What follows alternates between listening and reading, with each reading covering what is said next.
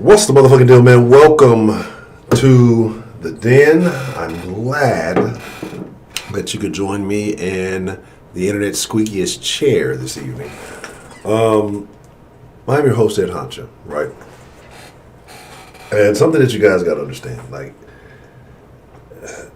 maybe I say it too much, maybe I don't say it enough, I don't know. I don't know if there's a healthy balance, but I just want to let you guys know I appreciate you being here. It truly is a privilege, right?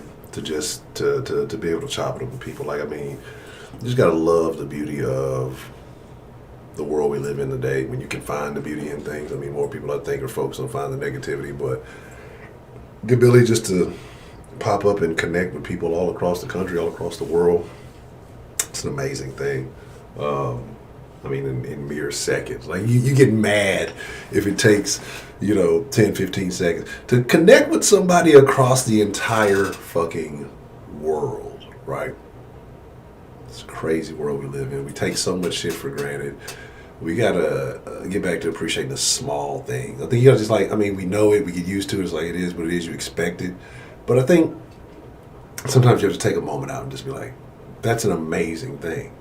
Like, that's not normal. But anyway, I thank you for being here tonight. We're going to talk.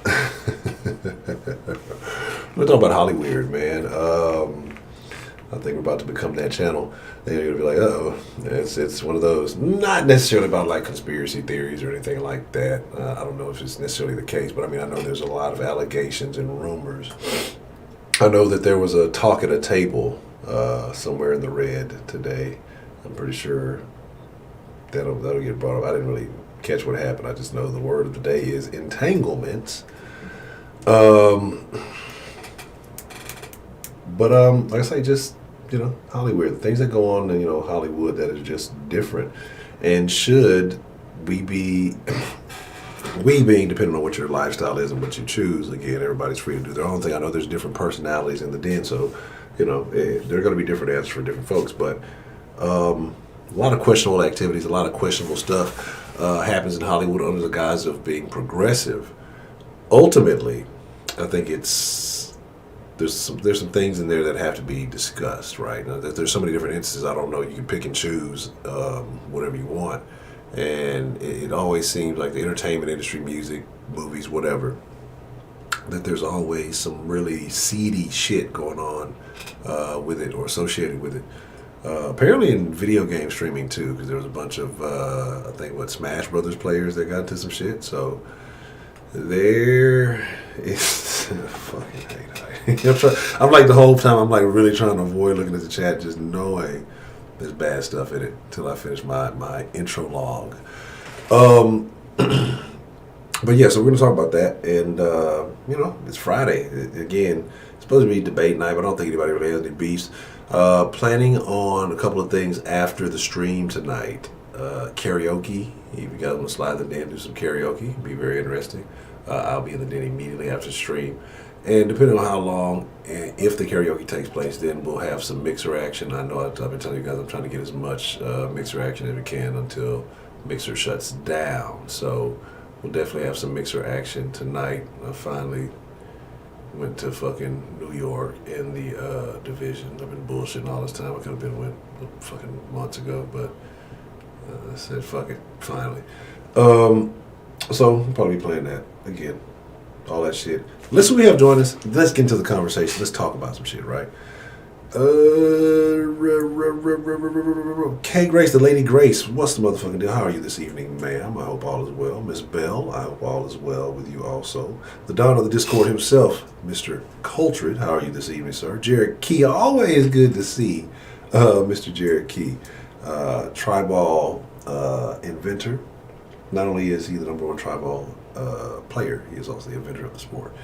Sweetberry's here.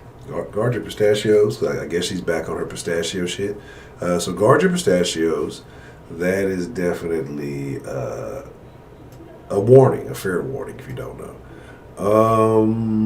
Heidi. Hello. Heidi. This chair cannot be fixed, right? Because I've fixed this chair on multiple occasions. And every time I fix this chair, it's good for a day or two. Let's back this. The fix is not with the chair, because the chair, in reality, is not the problem. So I'll just leave it like that. King Jaja, what's the motherfucking deal? Footballer, what's the motherfucking deal? Strong and Grand, aka Dan the Man. What's the motherfucking deal?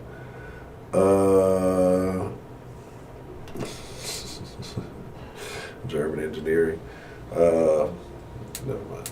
So, Hollyweird, an alternative name for Hollywood that I think us, the common folk, the regular everyday people, have associated with that little place in LA where all the movies and fashion and all of these judgments come out of what's hot and what's not in America. Most of the people who were first to see new things, try out new trends or whatever it may be, right? The front runners of America, the people who do, again, like I said, the trendsetters. They don't really do shit. They act in movies and entertain us. We put them on a pedestal. We treat them like royalty. We'll take their word above career experts in any given field because the celebrity, they played one in a movie, so they have to know what they're talking about. But yet, for these people that we as a society revere so much and we hold in such high regard, it's almost like day in and day out, you hear some crazy story, you see some awkward shit, like some shit that if it was your neighbor or your friend or somebody in your family, you probably wouldn't be too keen on or accept. Or some of you might, again, depending on whatever we're discussing specifically. But yet, to you it's okay, celebrities do it, and, it doesn't make you think twice. And I guess at any point, say, who are we to judge? I'm going to be honest, I judge people. Like, I do. Everybody does. You can say, I'm not judging. You judge. Everybody judges people, So it is what it is. But I think that, like I said, it's just so much weird shit that comes out of there, And I put Hollyweird, but I'm talking about, basically the entertainment industry as a whole. And that doesn't always necessarily mean everything is based in Hollywood. I mean, entertainment, especially with the way the internet is rolling now, is everywhere. I mean, but it's an industry where you see a lot of questionable shit happening. We just saw everything that took place, Weinstein, and we can talk about Jeffrey, whether he did or did not kill himself. And he didn't. But the connections there, celebrities, right? Government, they're like powerful people. Celebrities, they don't run anything, they don't make policy. They fucking make movies and they act like people who really did shit, or they act like fictional characters to do cool shit. But in reality, they're just actors, but if they make us believe it, it works, right? And they get paid a whole lot of money for making people believe a lot of shit. But what I realized is that some people can't disassociate the actor from the acting, the character. And I think that because of the affinity for seeing that actor play that character, you associate that face with that character. Something random, like Denzel Washington, it probably looks nothing like fucking Frank Lucas in fucking real life, but if I say American Gangster, I think most people are going to think of Denzel Washington. Then people who may know the real story are going to think of the real, Frank Lucas and, what he looked like and things like that. So what you have is a situation where I think people associate those faces and, like, again, you like the role, you like the character, you like who they play. And so you associate that with reality. You see that face, you value them. You value their opinion and their word, when in reality, these people are so disconnected from us. but I mean, it just makes it's unrealistic. Like you can't fathom what their life is like. We can't. They can't fathom what our lives are like anymore. You know, I'm sure there's a lot of them, you know, live that way for at some point in time. But even all that, just their opinions. Everybody's entitled to an opinion. So I'm not saying that, oh, they're stupid for having an opinion. No. But what I do wonder is like how people in Hollywood are always caught up in some weird shit, like in mass. Always like groups of weird things going on. I just talked about Weinstein. I talked about Epstein. Getting lots of names on lists, associations, parties, whatever you want to call it. Sexual shit going on. Disgusting behavior. Then, you know, you see like, and this is honestly one of the things that kind of made me decide to go ahead and go with this one. I was like, I was posting a thing like, what's her name? Charlize Theron with the little kid. Like, the Hollywood fraternity, group, association, whatever you want to call it. Like, let's call it like, say, A-list actors. Let's say A-list and B-list actors. There's not like a lot that are like popping, that are at any given time, that I mean like are relevant. You feel me? And so, hello, Michael. What's the motherfucking deal? Welcome to the den. And so, there's not at any given time, there's like only so many that are relevant. But it's funny how all of those at that same time like seem to be affiliated in the same trends, right? So you saw kind of like, if you're a sports fan and you've watched like D Wade, right, his whole career, you never started questioning any kind of thing weird about him until gets with Gabrielle Union, Hollywood. Weird behaviors. He starts talking about their weird behaviors in the bedroom. You know, then the son situation, the kid situation, let me make sure I say the right thing because you'll get canceled if you misgender. And so it's like things just start getting weird when you get that, you know, connected with Hollywood. And we know Hollywood and athletes go hand in hand. I think of it as a cycle, right? Actors want to be like athletes and sports stars. That's why you like your actors. They work out a lot. They you know, try to be in shape. They do all these specialized workouts. Actors, in reality, they make a lot of money. They love what they do, but really they just love to be athletes. Athletes want to be fucking musicians. You know what I'm saying? Like, they want to make fucking music or rap or whatever the fuck. And then musicians want to be actors. It's like a weird cycle. You know what I'm saying? You know how many people go from like music to acting? You know what I mean? Like, you know, you don't go backwards. You don't go from music to fucking athlete. You know what I'm saying? Like, you don't really go from acting to being an athlete. If you're an athlete, you just got it. But more so if you're an actor, that you would engage in more athletic behaviors, being fit and having to look good for the camera. If you're in music, you can look like shit. And if you're good at what you do, you can excel. So there's that, right? You know, there's just so much that you hear, right? And again, like I said, I don't have a specific story that I want to focus on. I mean, we've all heard 1,000 stories. And when you call in, when we open up the lines, if there's a specific story you want to kind of harp on, we'll talk about it. Because like I said, there's so many.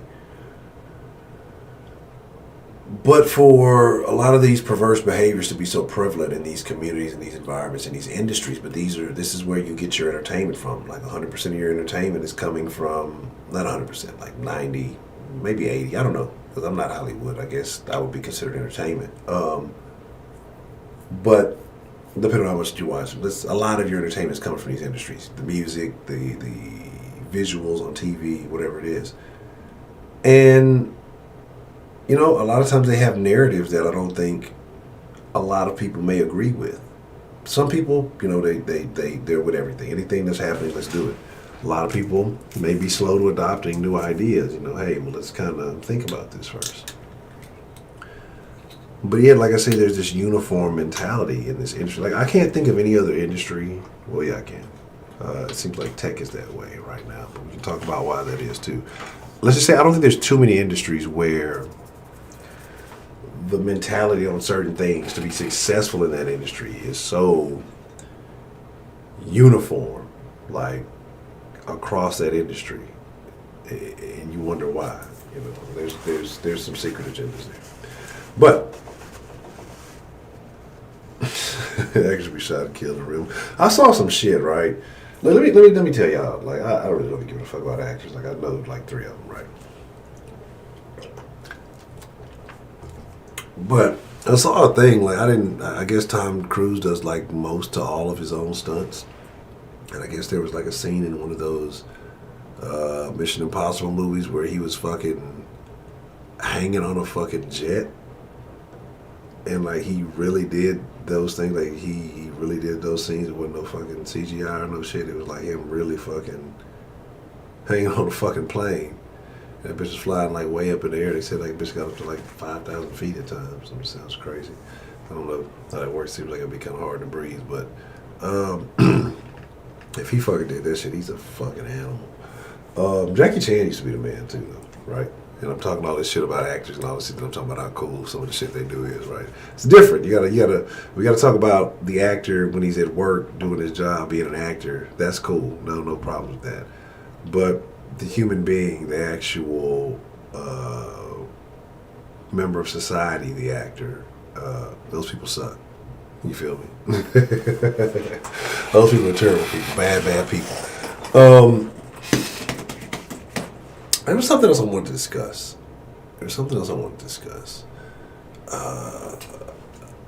But I was like, I mentioned this the other day. The chick, the Smallville chick, right? Like she got caught up in some shit. And basically like some kind of sex cult, right? That she was out recruiting for some old Hollywood shit.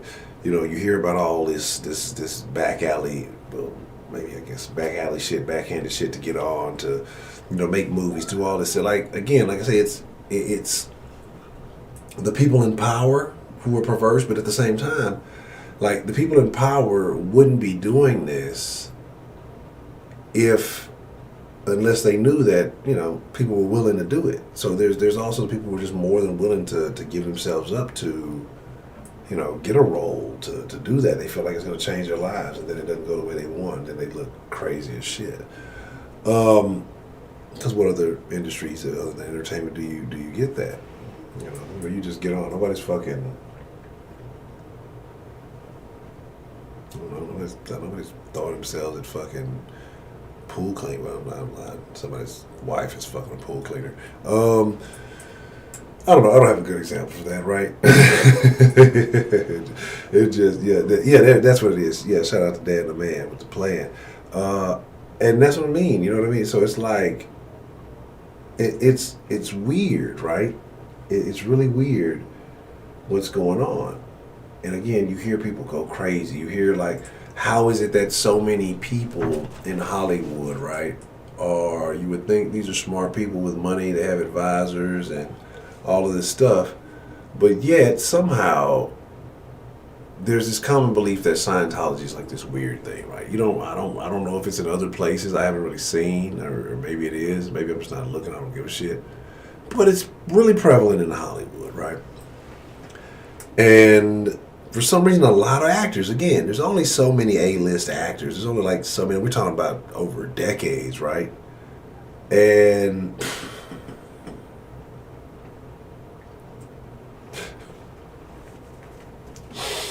there's only so many A-list actors, right, over decades. I fucking hate hiding.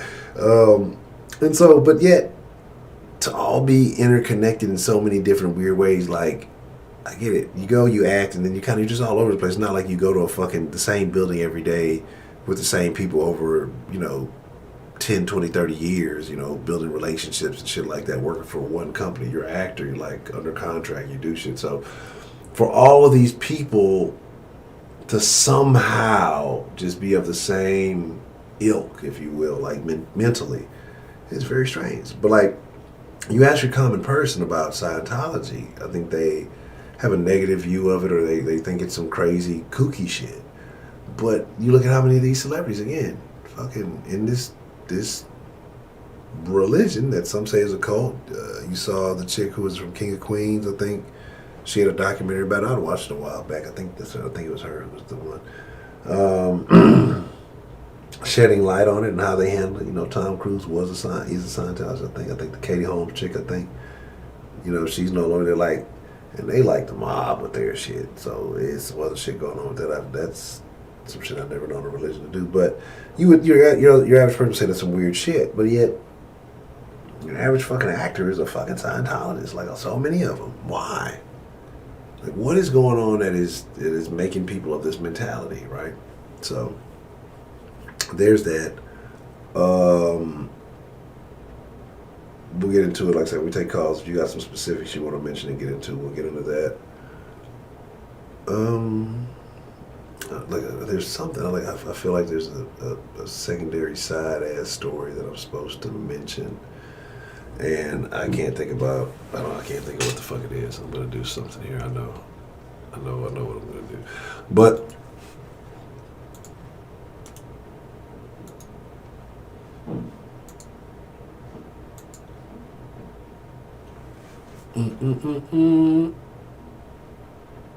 Oh, what? Oh yeah, the Red Table Talk thing, right? So like I said, I didn't watch it. Of course I didn't watch it. I'm not gonna watch any of that shit. Mm.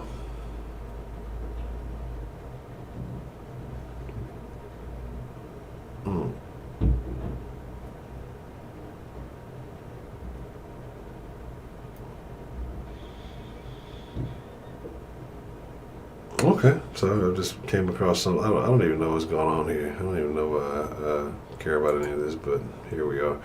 I just stumbled across something, and I should have never. I see people delete things. Wayfair caught up in human trafficking. And I done got myself distracted from what the fuck.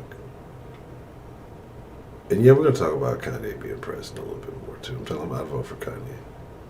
I'll tell you exactly why I'd vote for Kanye. The red table thing, I don't know what was talked about. I know entanglement is this new word that everybody's using basically. From what I'm deriving from, reading snippets of things. That apparently it was admitted to that it was a thing, but it was old, and so they've kind of gotten over it. So it's like new to everybody else, but old to them, which is, I'm sure it's a lot of old shit that they want to keep swept under the rug. You know what I'm saying? I don't know, man. Like that's them. In reality, like, who cares? In reality, if you accept that lifestyle and you with it, that's, your issues, your problems. I just think it's all fucking crazy. But that goes to more of that, like, Hollywood thing. Like, so, I don't know if Will was acting like he was upset or, they said he had the blessing, they were hanging out way too, it was just too much weird shit to not know, so I'm sure he did. I mean, you just see all these pictures.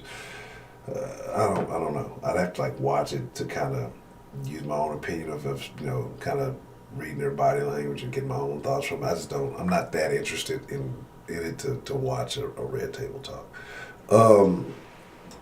But, that's that Hollyweird shit too, because I mean, it's like, it seems like people feel like it's a well-known fact that Will and Jada were in some weird shit. And, motherfuckers like, no, black people don't do no shit like that. Hell no, we ain't with that shit. And yeah, niggas go to Hollywood and get weird as fuck, right?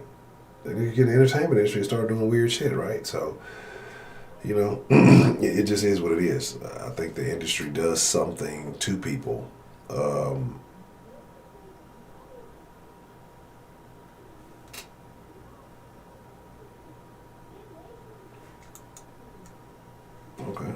I don't know what's going on right now.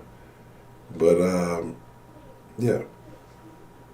Let's get ready to open up the line, because it was something else. It wasn't even really the Red Table Talk thing. I was trying to look to see if I could remind myself of what it was, but obviously I cannot. Let me get this tooted and booted.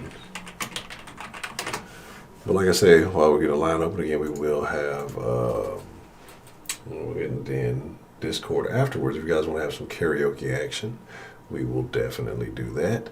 And if not, Okay. And if not, like I said, well, either way, we'll be having some mixer crew action tonight on the whatchamacallit. 1 second, right before I boot all the lineup. Just give me just a moment. Give me like 15 seconds, and then I'll start taking some calls. Just a moment. Mm-hmm.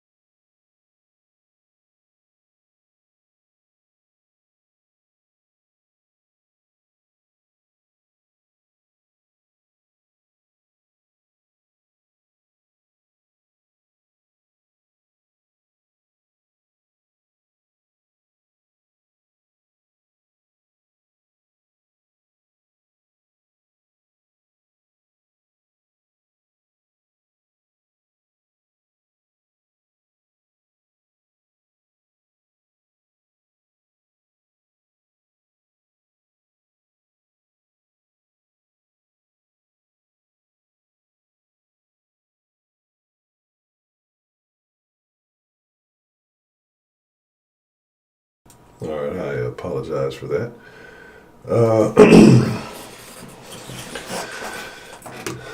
Thinking about selling a dog. Anybody in the market for a used dog? But it doesn't come with paper, as is, no warranties. Just fucking used dog. Loves food.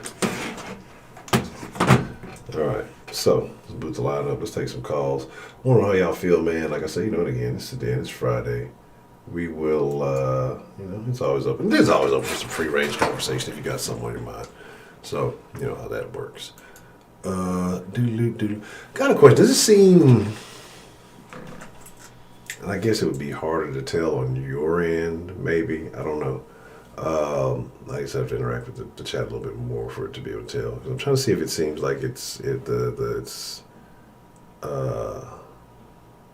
where latency is lower this way, because I'm actually using the old streaming method compared to the newer YouTube method. I like the older method because, in my opinion, I think it's faster. But I may be wrong. I mean, it's no mixer, but it'll do.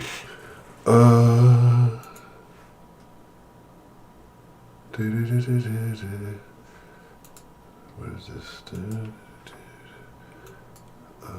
Oh shit. I guess I should actually have the phone lined up. And yes, I have missed a couple calls. That's what happens when I get into randomness. Pardon me. I apologize about that.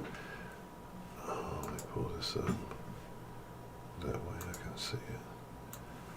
Alright. See, I missed two calls. I don't know if it has you on hold, if it may have put you on the whatchamacallit. But if you want to hang up and call back in, or if you're not online, call back in, and I will. I got the thing up now where I can see it. I will get the call. Instead of being an asshole and having the shit on silent and looking at something else.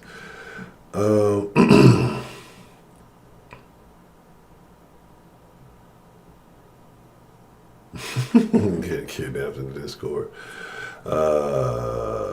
Goya. Man, yeah, I heard the Goya guy was not taking no shit from nobody. I heard the Goya guy was like on some gangster shit. What's the motherfucking deal? Who do we have calling into the den this evening? It's Dan, Mr. Honcho. Dan, the motherfucking man with the plan. How are you doing this evening, sir? Oh man, I'm just out here. I got a bunch of stuff going on this week. I have to take a test Monday, a test Tuesday, and a paper due Thursday. My nephew's birthday, I got a gift for him. I had to. It took a long time to find it. It was a Nintendo Switch, so I managed to pull one out of my ass, and he'll be getting that one. Okay. So yeah, they marked up all the prices on a lot of these game systems and stuff, you know. So I had to do some digging around, but I found. Now, based on Best Buy, lucky me. So, but they're about to sell out. So I got lucky. Yeah, you did that. Yeah, Very lucky. I've been seeing them switches go crazy. You're like number one uncle in the world now. I mean, I told him it's from. I told my younger brother, just say it's from the both his uncles. I don't want to take all the credit for that. You know what I'm saying? I don't like doing that. Shit, you know how hard it is to find a Switch, right? You better take all the credit. Switches. A Switch situation right now is a whole credit situation. People going crazy over them Switches, man. That's wild. Yeah, man. That's true. Okay, well, the Switch, yeah. I'll say he bought one of the games. You know, he likes Pokemon, so he got the new Pokemon. You know, he bought the Pokemon game. I got the Switch. It's all good. Yeah. As long as he knows he's loved, that's all I give a shit about. Yeah, exactly. But it shouldn't be based on materialistic things, though. But in the age of Rona, you know, he's gonna be stuck in the house for a minute. So might as well have something to do. You know. Yeah, I agree.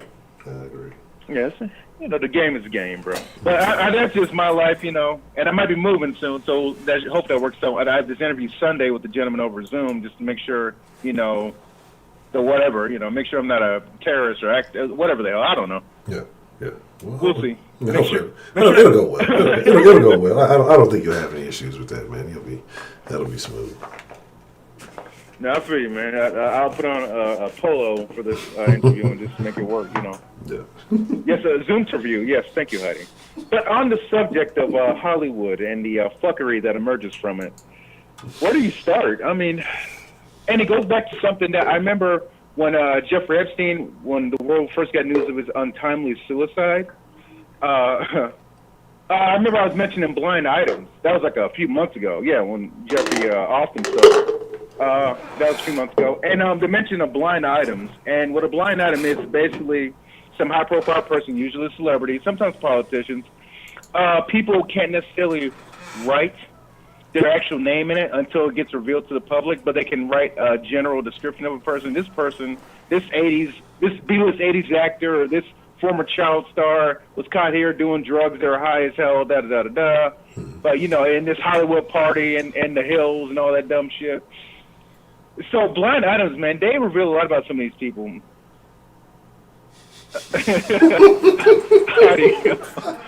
Honey. I'm reading chat tonight. Yes, Miss Grace, he was suicided. Did it? Absolutely. You know, make sure the people don't think anything different. But yeah, these blind items, man, we tell a lot about people. They talk about Kevin Spacey's freak ass.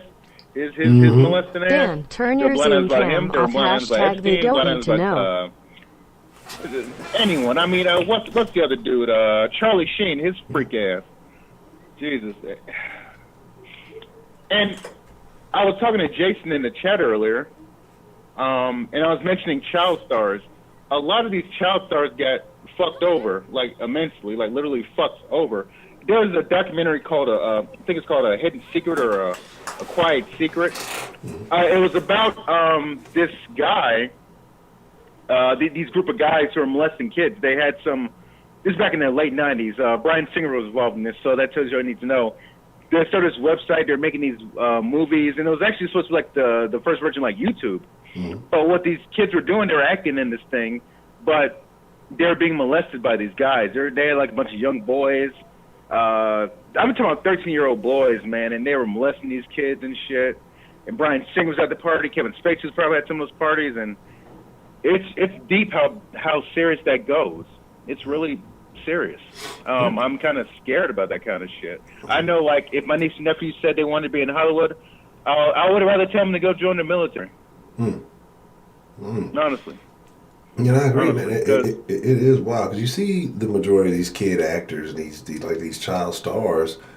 they tend to grow up and kind of have some issues. They don't Get the seem job to function. first, I'm not then gonna say reveal everyone's like not Clayton 100%, Bigsby. but a lot of them seem to have some dysfunction. Yeah. Mighty funny, bro. Oh man. Yeah. That documentary. I'm gonna post the trailer in Discord for that documentary I was talking about because that reveals a lot. There's actually one of the guys who molested somebody is in a documentary, and he reveals his ass in the documentary. It's some serious shit. But I think there's bigger names than what we know about. Like some directors and actors that a lot of us. I heard Charlie Sheen was out molesting people back in the '90s, like Corey Haim. That's fucked up, man. And why is this guy? He should be in fucking prison. Yeah. Out giving people HIV and shit. This is insane, bro. But it's that money talk bullshit walks when you have, the pool. It's just it is what it is. Like, and I don't want to say it is what it is, but it's fucked up. You just that leverage, that advantage that you have.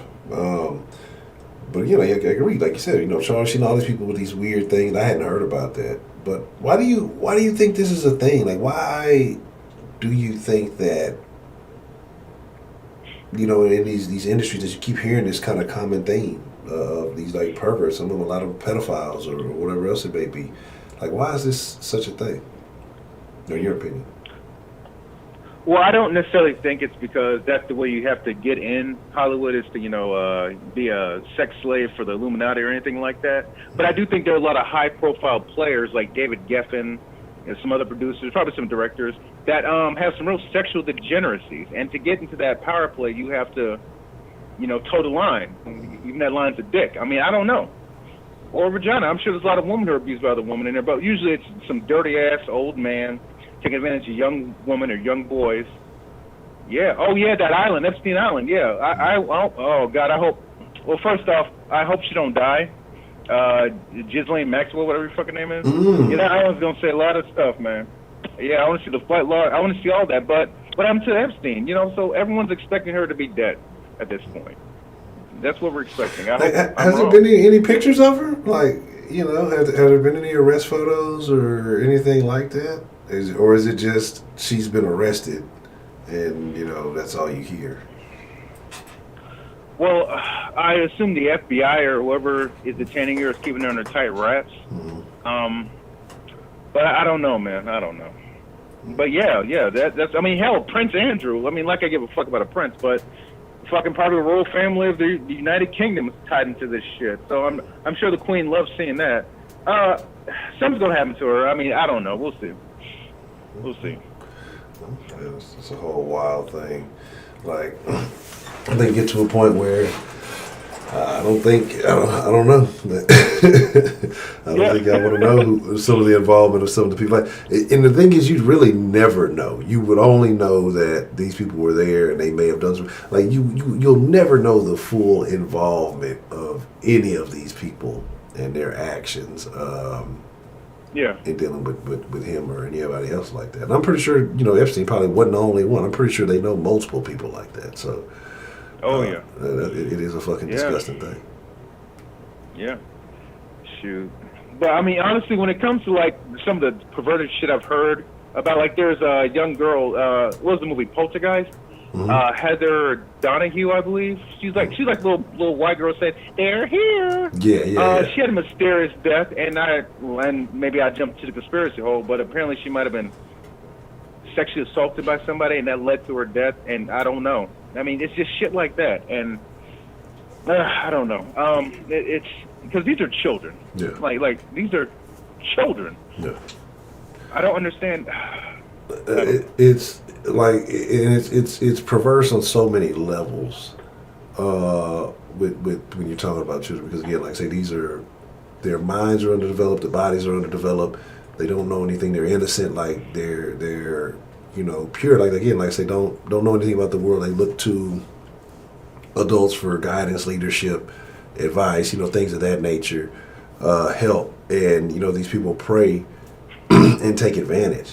And then, like, you fucking live with yourself, like, and walk around like it's everything's hunky dory, like, and then you get rewarded for it, more roles and more high paying, and you're lauded in society and applauded. Like, so you'll never feel like anything is wrong with what you're doing. I guess until you get exposed, or until they catch them, and then it's like, then something happens. But it's like it's crazy. They're rewarded for being fucking disgusting, fucking perverts, man.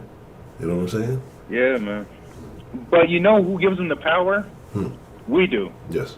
We do. We put these people on a fucking pedestal like they are the Messiah arisen, which is, just ridiculous in of itself. Just start watching these bullshit movies. Like I told you, like after the whole thing with ABC, Disney, and the Jeffrey Epstein quashing that whole documentary, now revealing things, anything ABC touched, and which includes anything Disney touched, I'm not buying shit. I don't give a fuck about Marvel, fuck Star Wars, I don't give a fuck no more. Disney owns all that, so fuck all that. I don't care. Not everything.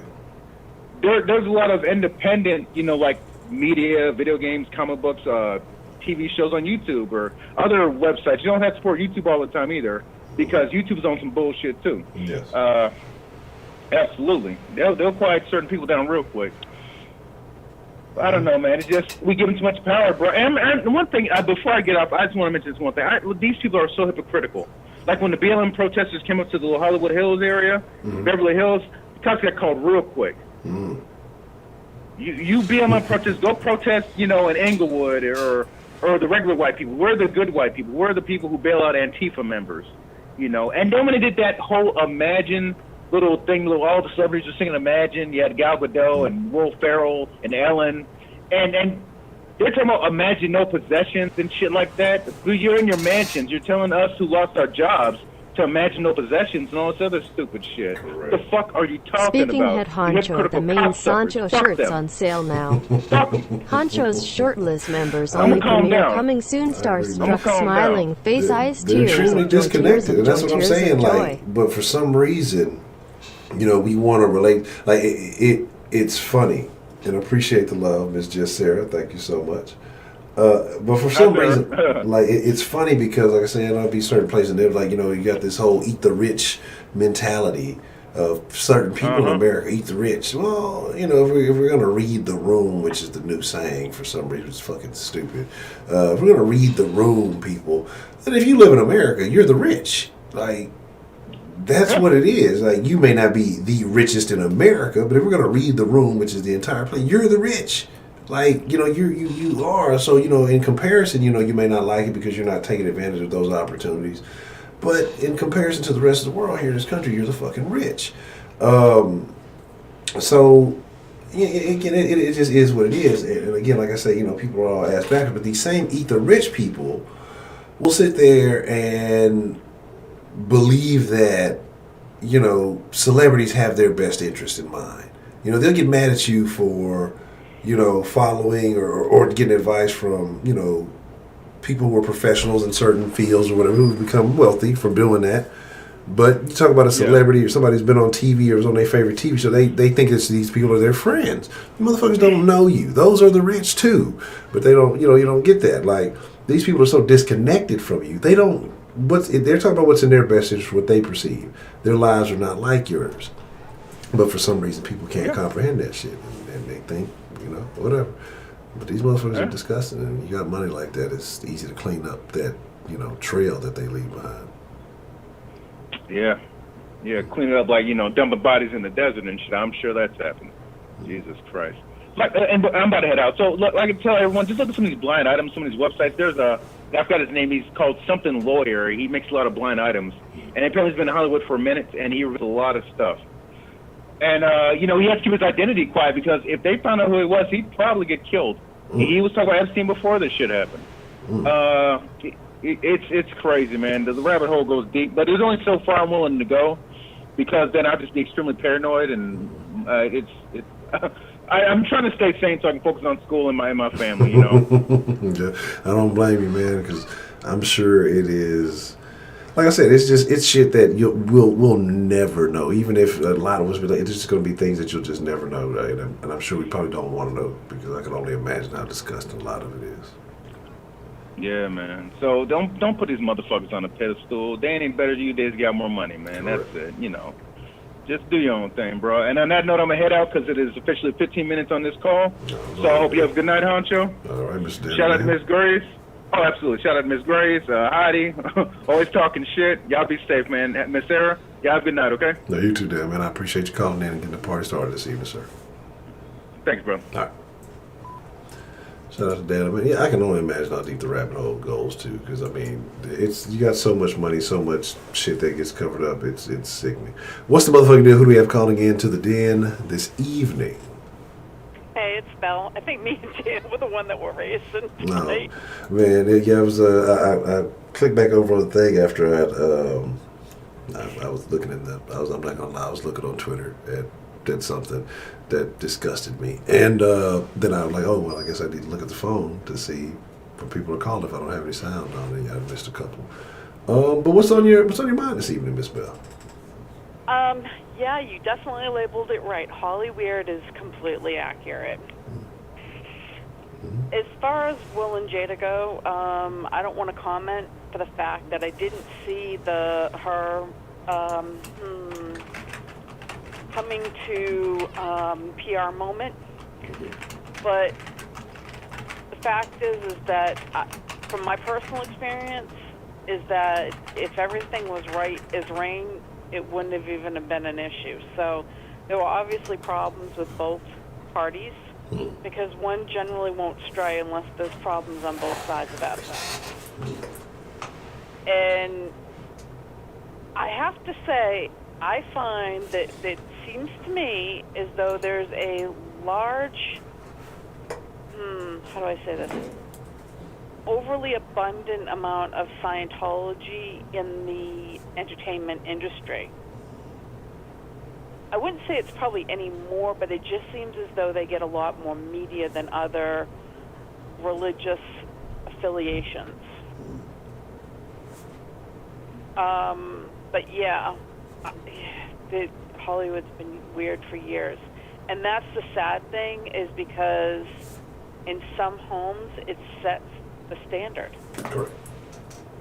And as dysfunctional as they are, to use that as a standard of norm is really kind of toxic.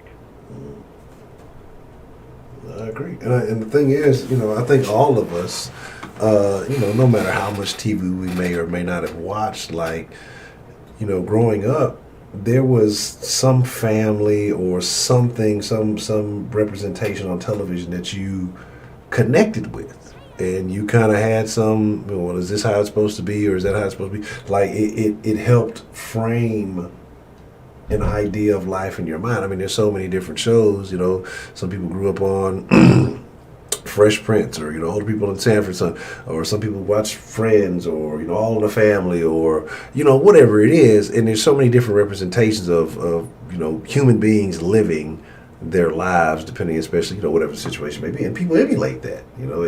Somebody wears a particular fashion on a television show, people go out and get it in real life. So it shows you how much they're paying attention, like how much they're observing these things. And so I agree, but with all this perverseness going on behind the scenes, you wonder how much of this is seeping into the message that's being fed out, to the masses. Well, yeah, actually, a good bad example would be my $10.01. Just Sarah, I will not be outdone. Love you, girl. Rolling on the floor, laughing tears of joy. Rolling on the floor, laughing tears of joy. Heart, woman, face palming, medium skin tone, kiss mark. It became a real issue because the fact is that she was a role model for a lot of young girls, and it's not wrong that she did it. It's not wrong that she decided that she needed to do for her. But sometimes I think that Hollywood elitists, when they've gotten those roles and they have those followings, that they are a role model of all sorts, positive or negative. And as much as they spread good things, sometimes their toxicity goes right down the line with the rest of it as well. And as much as they may want to send out a positive one, that negative one goes out twice as hard or three times as hard. Mm-hmm. The other thing I did want to say is that kind of prayers out to, it was a former Glee star. They think that she drowned. in a lake, and her 4-year-old child was left on a boat. Oh. Yeah, it was in California. They don't. Right now, it's gone to recovery. I don't know the whole situation. It had just popped up in my feed or something, and she was I think she's 23, 24, and has a 4-year-old. Mm. So, but those things, they're sad. Anyway, somebody was saying something about the Hollywood crowd having. Oh, Lewis was saying something about the Hollywood crowd having more twins than normal. As being a twin, twins are not that uncommon.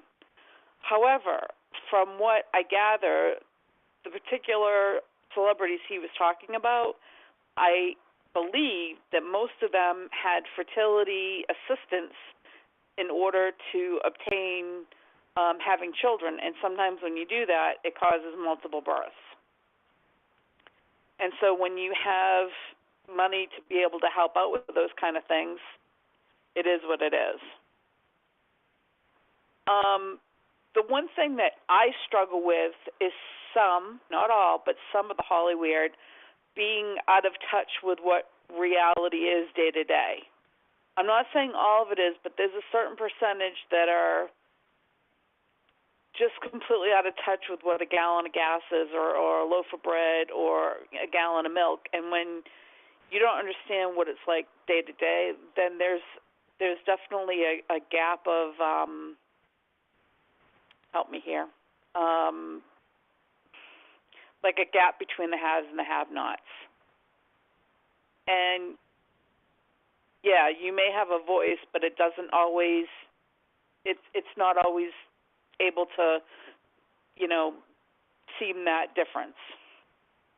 So, I don't know. I definitely think that there is definitely a lot of weirdness out there, and it's a catch-22. If we hide the secrets, then the shame and the things that are really wrong don't get brought to justice.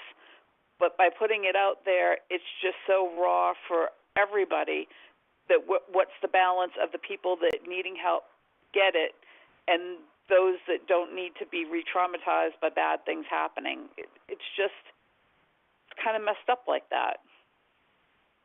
So, yeah. I don't know. I mean, and it's unfortunate, and I get the thing about re-traumatizing people, but I think it's almost like it's almost a necessary to help others, in my opinion. Because if you don't, and I'm not saying it's unfortunate, because again, if you don't, then if you're not the one that steps up and says something, then that person's free to go on to do it to the next person. And if they approach it the same way, the previous person, then nobody says nothing. Then now you have, it starts off as a couple to a couple of dozen. Honcho don't know what the hell MS Bell is saying.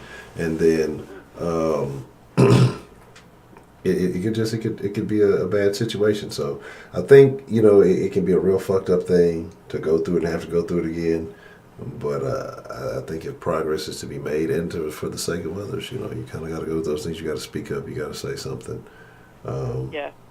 But then people have to take it serious too, because I know a lot of times certain things may be happening, and because there are very powerful people or people with money who can hush things up, you may not be taken as serious as it should be. On a side note, Dan was talking about Heather O'Rourke from the Poltergeist.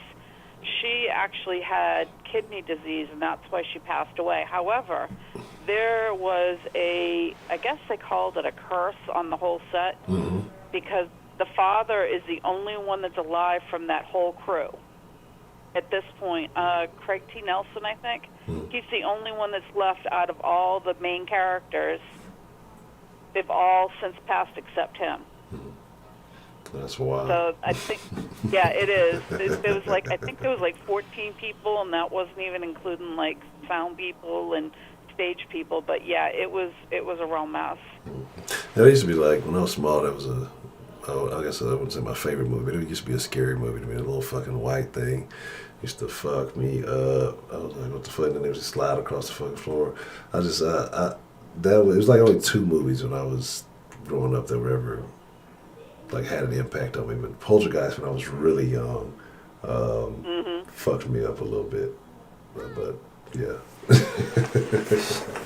That fucking clown. Yeah, that was not an easy one. I think I was a teenager when I first watched that. But, yeah, there's a whole list of horror movies, but I won't even get into that because that's another Hollyweird thing. Anyway, so as I was saying, that's kind of my bit for tonight. And, yeah, I don't know anyone who would think that Hollywood is actually normal because their bell curve is on drugs. Because there really is no standard deviation of what's normal and not normal because, as they say, anything goes, you know? But, again, that's my part, and I'm good. So, you got any other questions, or? No, I don't think I have any further questions, Ms. Bell. Cool. All right. Can't wait to hear everybody else's thoughts and ideas about Hollyweird tonight, and have a great night. All right. Well, class in session. The bell is wrong. I appreciate you for calling in this evening, Ms. Bell. You have a good evening. All right. Good night. Good night.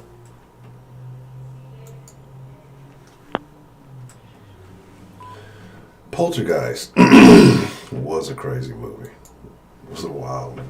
What's the motherfucking deal? Who do we have calling into the den this evening?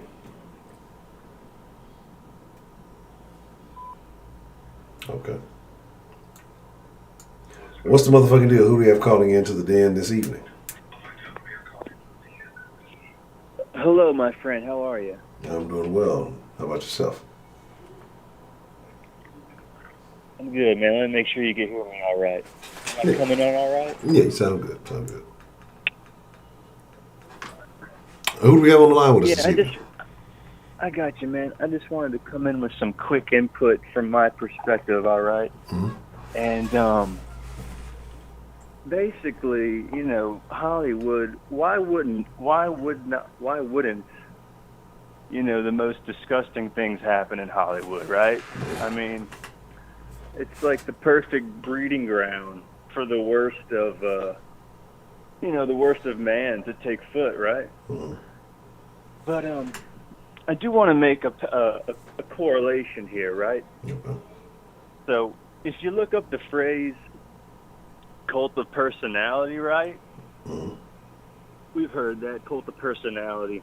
Correct. It'll say that, you know, when you use the media or you use some sort of systematic machine to project this really great sort of this great impression of somebody. So that's when, so whenever someone's, you know, repeatedly told that this person's great, they finally hear that song or like watch that movie or meet that person and they're like, oh my gosh, this person is awesome. From my understanding, that's the exact sort of mechanism that was used for the Allison Mack cult you're talking about, right? NXIVM. Yeah. He would have all the older ladies talk the dude up. And all the older ladies would tell the younger initiates how great this dude was, that he was like God. And so then whenever they finally met him, he was just a normal dude, right?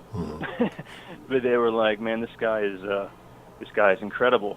And, you know, that this whole thing can go way deep, you know. But in a sense, a lot of people, you know, we're sort of a victim of that, you know.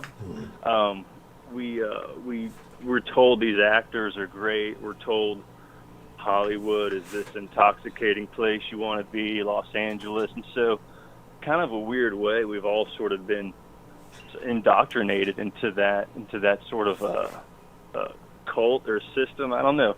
It's something to keep in mind. I always thought that was interesting, the way that the NXIVM deal worked and how it was kind of similar to how whenever we hear a song over and over again and we're like, oh, you're a fan of that person or that actor is really good, even though they might just be a mediocre actor. Mm-hmm.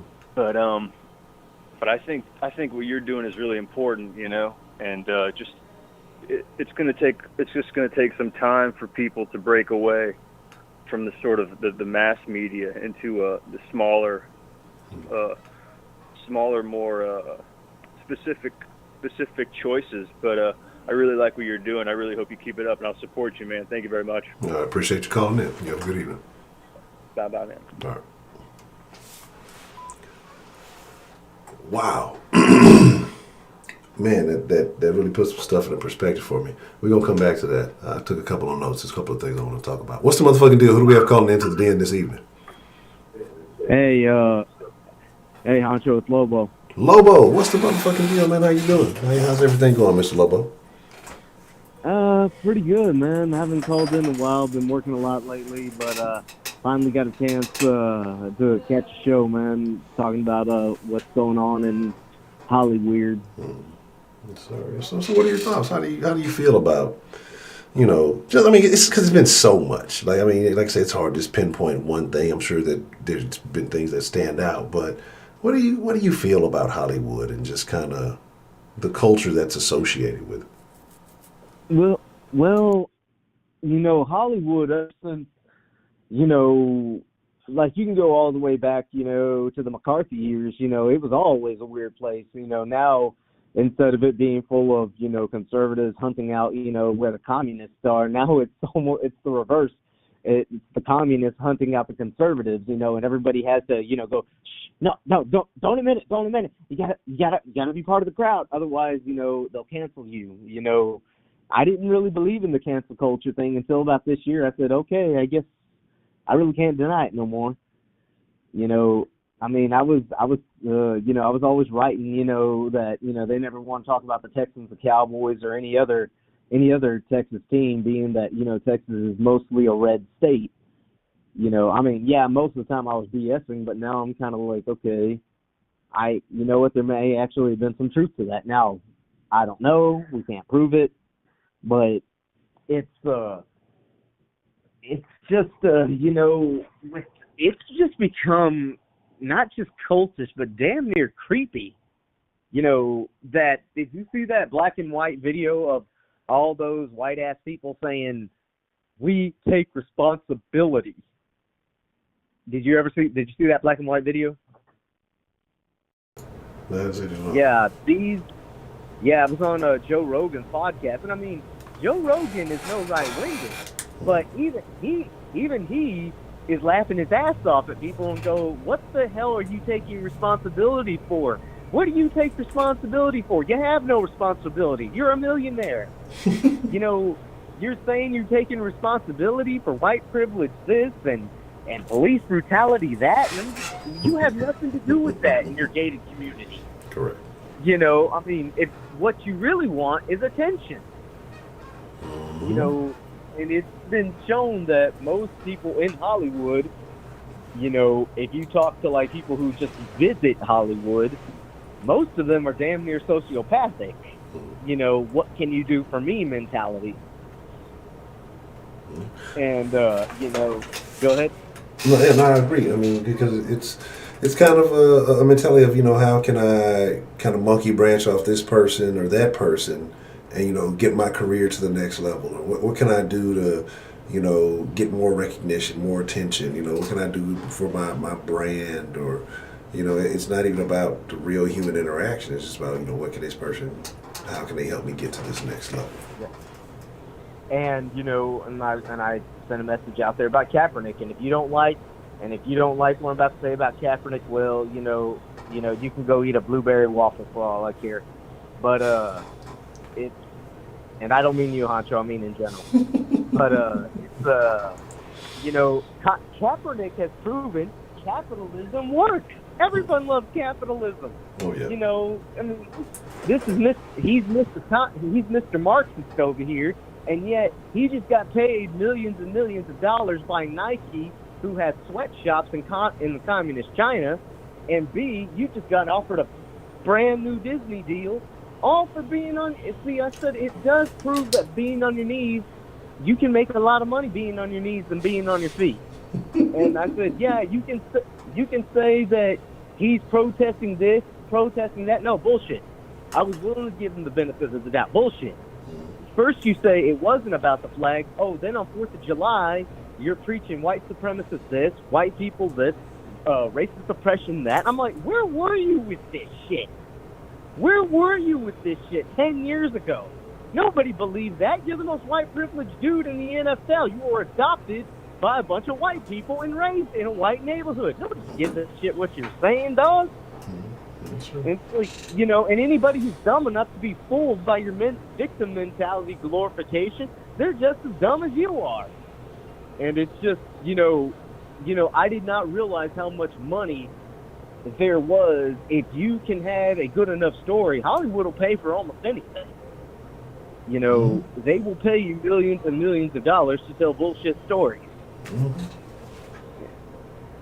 And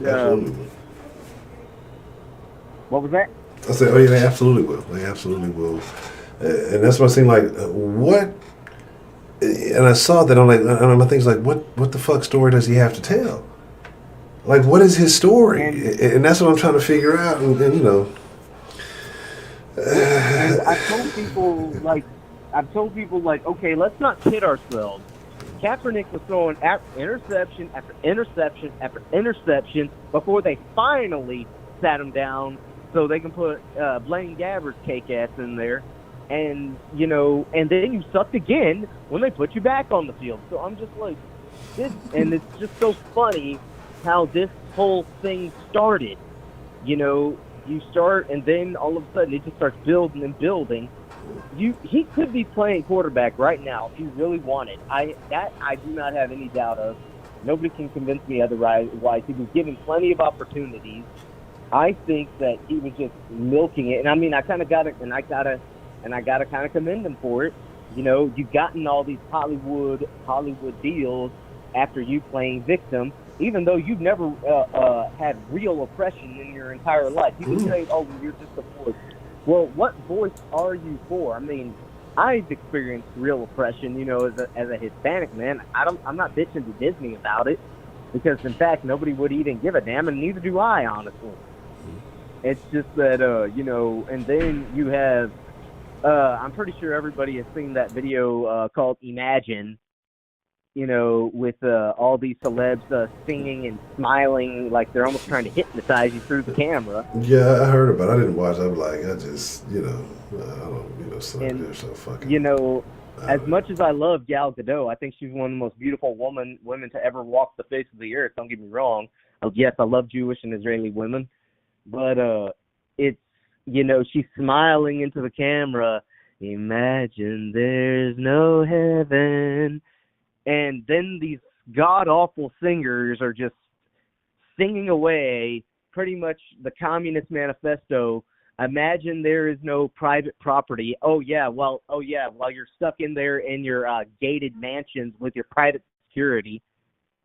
Who's sending bluggy pics from Ben? Thinking face. Imagine there's no heaven while Granny is over in the hospital choking on her vomit right now.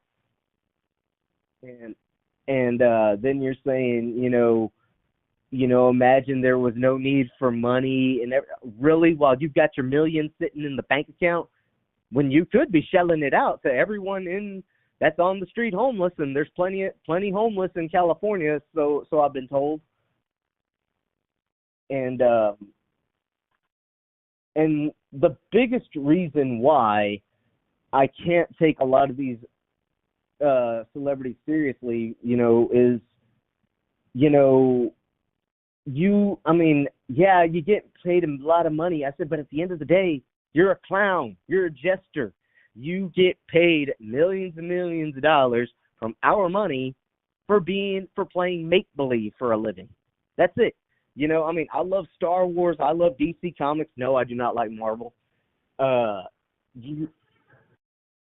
No, I do not. I am a Batman, Superman, Green Lantern, Wonder Woman man.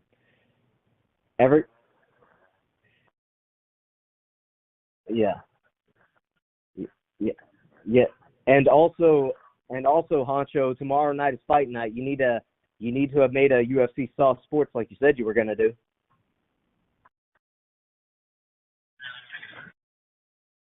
Yeah. Lots of good.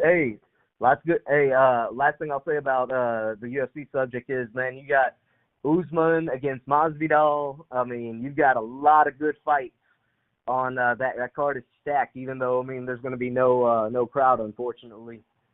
But but it's, you play as far as Hollywood goes, they play make believe for a living. I'm like, man, 5-year-olds do that in the backyard. 5-year-olds do that. We all did that as kids, go out and play cowboys, Indians, cops and robbers, go outside and play with sticks, especially here in Texas. But I said, that's really not a talent. You really don't provide much to anybody. I mean, the world will keep spinning if you die tomorrow and nobody sees your crappy movie the next day. And I mean, in my opinion, ever since the 80s and 90s and early 2000s, the only money makers have been Star Wars, Marvel, DC, and every so often you'll have another cliche Fast and Furious movie. And I said, other than that, I'm like, what else you got? I'm like, as we knew, Honcho, back in the 80s, 90s, and early 2000s, I mean, there were movies coming out all the time. That was a family event to go to a movie. And, I mean, that's where you used to take your first date. I mean, now it's like, okay, do you really want to go see this movie? Oh, yeah, who's in it? And, it's all about, staying relevant to them. And they know that. And they know if they go with the in crowd, and they know if they say whatever they want loud enough that people are going to pay attention to them and give them the slow clap. I mean, you can give them 100 slow claps. That's still not going to be enough for them. It's just, I don't know whether they're born like that or whether it develops, but somewhere along the line, they become damn near narcissistic. And as far as I've seen. It has to do with, like, eventually, like, believing your own hype. I think that's kind of what happens. I think maybe you start off, everything is good, but I think once people start treating you a certain way and you kind of get used to it for a little bit, and you start seeing, like, I think the special treatment at first, it's like kind of eye-opening. Oh, you don't expect it, but then once you get so used to it, I think it has an impact on people. Then they like I said, believe their own hype, not realizing that they're not as important as they believe. It's really the money that circulates around what they do that people love. And then once that goes away, like, yeah, they don't know how to react or how to respond, and they have to do something more dramatic or more over the top to continue to receive attention. Well, just like, right now, Kanye is doing his whole president thing, and I mean, I'm voting for Kanye. Kanye 2020. Man, you go ahead. I mean, maybe I'm being blasphemous when I say this, but better Kanye than the half-dead Biden character. I mean, right though. I mean, let's be honest. Like, right? I mean, let's be serious. And honestly, if Kanye's running, the only person it impacts is Biden, because the only people who would withdraw their vote from, to vote for Kanye is probably somebody who was just like, fuck it, I don't want to vote for Trump, but I have no other option. And then people would rather vote for anybody but Biden. The first thing Kanye did was he went after Planned Parenthood. I'm like, oh God, this gonna be good. This is gonna be good, because he said where the number one murder of black children is, drum roll, Planned Parenthood, and it's like, oh, welcome to the party, pal. But don't say it too loud. Don't say it too loud, no. Kanye. But he did, but that's the funny thing. Now people are trying to say, oh, they believe, Kanye's bipolar, he's off his meds, and he's saying stuff that they don't want you to say. He's saying things that they typically don't want celebrities to say, especially somebody with Kanye status. Like, there's no celebrity, especially black celebrity at this point, with Kanye's status that is saying the type of things that he is saying. To say that they're anti-Planned Parenthood. Any other celebrity of that status is doing what? Fucking performing at Hillary's concerts and doing all this other shit. Like, if he's crazy or not, it doesn't even matter at this point. Like, I'm not saying go throw your vote behind him if you think he's crazy, but it's like, at least he's coming out I'm saying something, but even talking about Hollyweird, like talk about a guy like Kanye and how it's impacted him over the years. Like, when he came out, he seemed relatively normal. College Dropout was a great album. Talking about something different, kind of getting away from some of the usual shit about selling drugs and bullshit all the time, just a little different way. And it's like, now it made him weirder. It seemed like the albums got weirder as the years went on, as he, spent more time in Hollywood. He did stranger things. Like, so, I mean, it's crazy. But I mean, I'm really not a fan. I mean, as musically, I used to get down with Kanye and the old stuff. And I mean, every now and then he might have a good one. And where this whole Christian, I didn't even know Kanye was even a Christian, to be honest. But, with him coming all out, I'm like, wouldn't it be some shit if Kanye performs for Trump, if Trump were to win? And right now I'm telling everybody, if the election were held today, forget it, Trump's not winning. But if he were to perform for Trump, and then in 2024, Trump endorses Kanye, oh yeah, you scratch my balls, I'll scratch yours, kind of thing, and it's, I said, hell, I wouldn't be surprised if Kanye just runs for Congress, runs for Senate. I'm like, and hell, Honcho, a little off topic, but there are a lot of black Republicans running for Congress, in this election, Wesley Hunt and Mr. Champion, all against Sheila Jackson-Lee's fat ass. But it's just I just said there's just so much weird shit going on. I'm just kind of like, fuck it all. You know what, if the Texans want to get Antonio Brown, go ahead.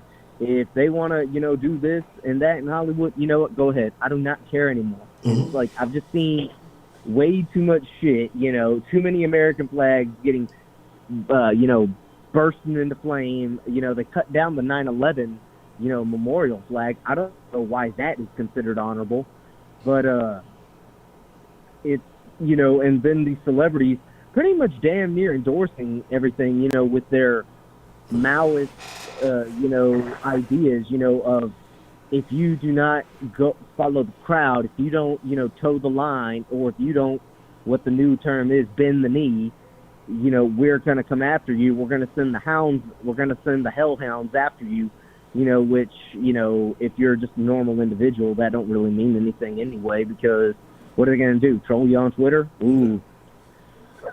Keyboard warrior you. Yeah, they're gonna try to find out where you work, and they'll call your job and make up lies. It's to the point where they'll do anything. Like it's so crazy nowadays that cancel culture is it's gone too far, and to the point where, like, even simple things, like if there's a real interaction and somebody did some stupid shit, they're really trying to die on that hill, and it's real foolishness, then fuck it, whatever comes with it. But when somebody makes a mistake, something simple or whatever it is, like, people really go to the extremes to, like, or just having a different opinion. It don't even have to be like an attack. It could just be a different opinion and people don't like it. People will go to the extreme, like I said, code your job. They'll make up shit on you. They'll, dox your information, all these things because of a simple disagreement. Like, people, I think we talked about the daycare generation, but people got so spoiled to where they were so used to getting their way, so entitled, like, the fact that somebody doesn't think the same way that they do, or doesn't, like you say, bend the knee to their opinion immediately because that they're so used to people doing. Usually it's the parents that started it. They go to the extreme. They start acting like spoiled people, and they go to the extreme. They want to ruin you. They want to, like, you shouldn't be allowed to eat, breathe, or walk the face of this earth because you disagree with me. Like, and it gets outrageous sometimes. Like, people can't handle disagreements anymore. Well, and also, with this, now they went after Halle Berry for wanting to play a trans person. I'm like, are you freaking serious? Now Halle is considered a villain, and then she's forced, to bend the knee, cower before the mob, and say, oh, I apologize. I didn't What the fuck are you apologizing for? Fuck them. What are they going to do to you? It's to an individual like me, I want to go down in Hollywood walk down Hollywood in a grunt style, commie killer shirt just so I can see who I'm gonna piss off. Because I mean, I'm not much of a troll, but I mean, you push somebody far enough, it's gonna be like, okay, I'm gonna go and, I'm just gonna try to do whatever just to see what you're gonna do to me, just so I can get a reaction out of it. And anybody who tries to say different, like, for example, you don't hear at him, like Ricky Gervais, he was saying, and he's no right-winger either. Even he was saying, y'all shut the fuck up. Nobody gives a damn. Normal people don't give a damn about you. And he also was saying, on the down low, do you not realize the public pays your salary? Because if they stop going to your movies, where are you going to get money? Where are they going to fund it from? It's the same thing with sports, with ticket sales and everything. And I said, at the end of the day, no, the American capitalist economy has, i.e. the citizens have the power. If we don't tune in to their movies, they don't get paid because they can't get funded to make new dumbass ones. It's not like they're coming up with any original ideas anymore anyway. Everything's a remake, a spin-off, or, so I'd rather watch the old ones. All right, man. Well, hey, Honcho, hey, I know that you got other people wanting to call in and share their other opinions, but hey, I wanted to say, man, it's good talking to you. Hey, and I hope we can talk some UFC tomorrow night. All right. I'll try to make that happen. I can't promise you nothing, but you brought it to my attention, so I'll do my best, and I'll let you know. But I appreciate that, Mr. Lobo. All right. Good night, man. All right. Talk to you later. All right. Bye. And shout out to Mr. Lobo. Always good to hear from Mr. Lobo. And I said something, I know before the call, I forgot already. There were some points. The gentleman, I want to say, a couple of calls back made, but there was something else I was saying before that I told y'all to remind me, and I would come back and say it, speak on it, but I forgot. Welcome, Miss Liz Neptune. Welcome to the den. What's the motherfucking deal? But the gentleman called. He talked about the Invixum and Nexum. I'm not sure what a Nixium. It's because that has a similar name as something else that was going on. That was completely not affiliated or related anyway. It was like a product or something, and so I get the two mixed up sometimes. But what he said about basically getting prepped, you're basically getting groomed into liking these celebrities, and you think about all the hype that goes around these guys. I think about the music industry, and I think about like rappers and how you have all these magazines, these platforms, these people like that group them up, that get them hyped. Think about like hype men. Think about these DJs on mixtapes that just like get it hyped, bring back certain lines, do things like all of this is psychological, right? All of this does have an impact on you. Even in the same way that I find myself artists that I'm like, this guy is trash. I hate this kind of music. I don't like it. I can't stand it. When exposed to it enough, you're like, I don't know if it becomes a case of, well, this sounds kind of like that other trash shit I didn't like, but it's not as bad, so it's okay. Like maybe your perspective changes a little bit. It's almost, acceptable. Not that it's something that you're choosing. Just I can fuck with it. I don't think that. It's been certain artists like that, like music I can't fucking stand, and then you end up listening to it and you're like, well, fuck it, it is what it is, right? I'm gonna take this call and then I'm gonna come back to that point. What's the motherfucking deal? Who do we have calling into the den this evening? What's up, Honcho? This Trill. What's the motherfucking deal, Trill? What's on your mind this evening, sir? People tickle me. What? People tickle you? Okay. Right. Yeah, Lobo's calling, and everybody, and even my boy, the black white dude. Dan the man. Yeah, like what y'all so mad for? What the hell going on? Y'all tripping. Why do y'all care so much? Lobo went on a whole tirade about what was it? 7 Kaepernick. Like he mad. Well, like won't nobody buy my story. He getting paid all these. If they stupid enough to pay him, let him get his money. It's really, really simple, folks. People will support people they like. Point blank, period. No matter what it is they say, if they like them, they go ride with them. Yep. That's been going on since the beginning of time. Why do y'all act like y'all surprised? Then Lobo said, yeah, everybody's following these guys. How stupid can you be? Yet he turned around and talk about Kanye foolishness, but said he can't wait to see what happens.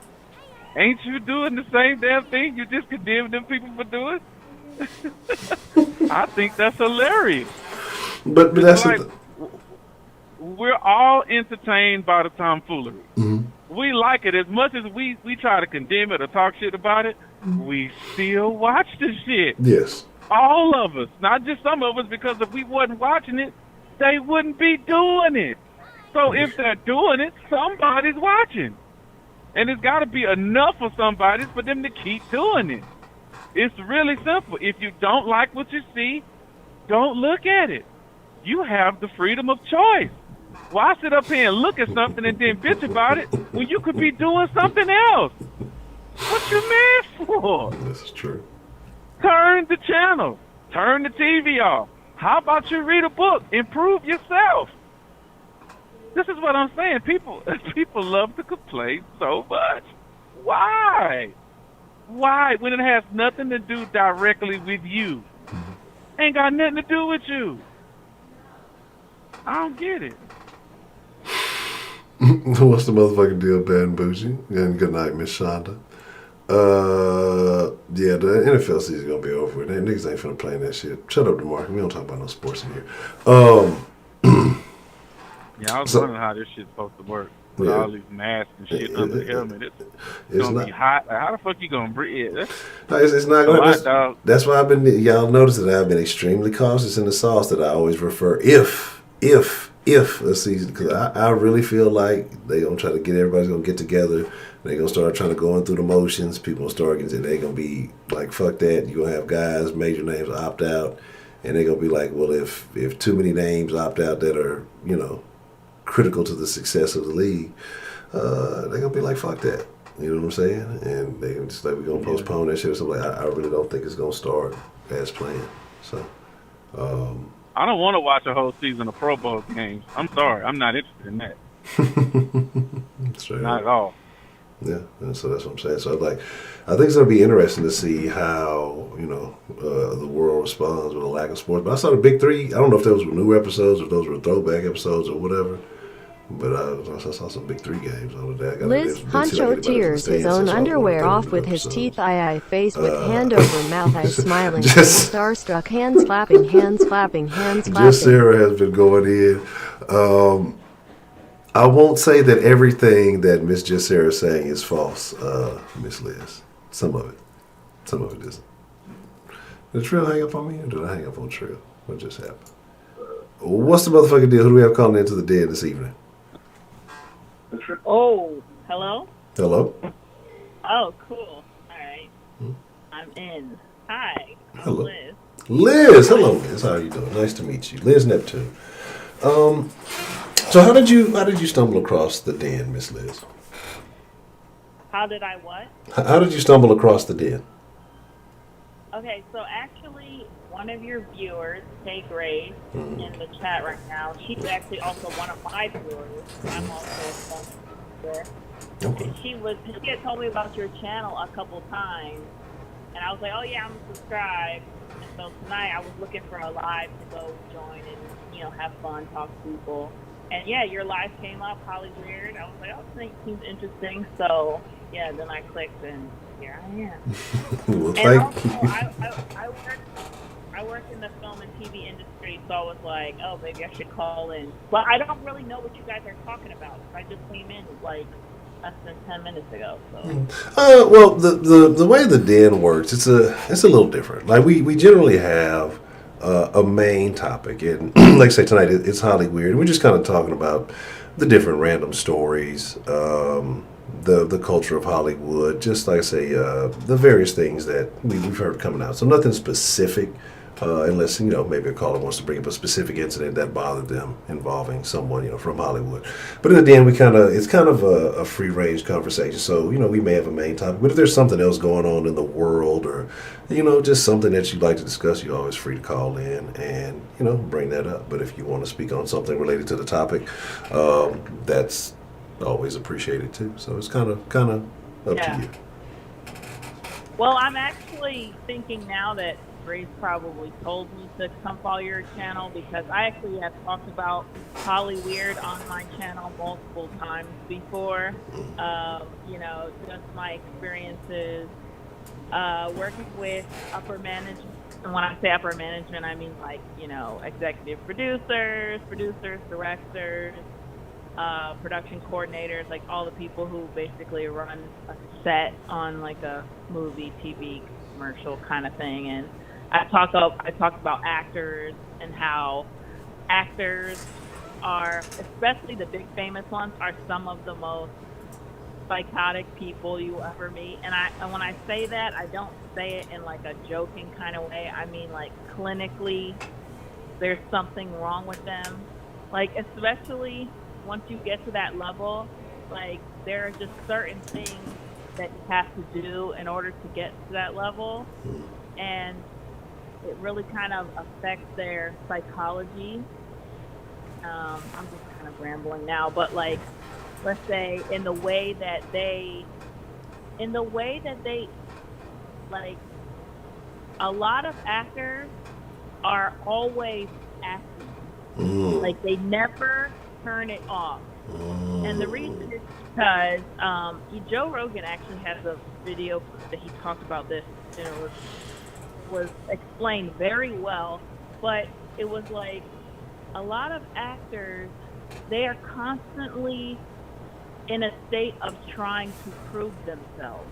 They're always trying to make people like them, especially because the industry is built off of relationships, which is another really bad, dark side to the industry, that sometimes it's not based off of merit, it's based off of what you can do for somebody, And so a lot of actors, they're always playing the part of the funky, upbeat, cool, like, oh, let me be your friend. Like, that's why you always hear people in Hollywood are fake, they're two-faced and all this stuff, is because they're literally always pretending, because they always feel like you never know who you might be talking to. You might be talking to the next director of the next big movie, so you just always have to be in this fake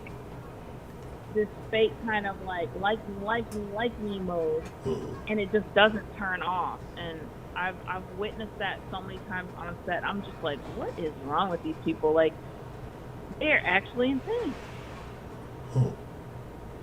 That's an interesting I don't know if there's like, yeah, go ahead. No, I said that's actually kind of interesting, because again, like I said, I'm not too into the scene. I don't really know anything about it. Just to kind of put it in perspective, like you say, you don't know who is who. This is Ashley Flush. It has to take a mental toll if you have to be that fake, or and I know some of these actors, they get into these, what do they call it, method acting, and I know they do different things to maybe get into some of these characters. I wonder how much of that, or in your opinion, you've been around those method actors are some of the worst. Like, they're some of the most literally insane people. I'm not kidding. Like, if you think of someone, like, let's say someone, one role in particular, like the Joker, right? The Joker gets a large reputation for, when you play the Joker, you go insane. You know what I mean? Like, these people, if they're doing things, like they're sitting, what happened to Heath Ledger and Jared Leto, they would be sitting in their house and they'd be just thinking dark thoughts, watching like snuff videos, watching on the dark web, watching, horrible videos to help them get in that quote unquote mindset. There was stories of Jared Leto. He would send mutilated animals in a box to his co-stars. Like, he would mail them like disgusting gifts and stuff like that.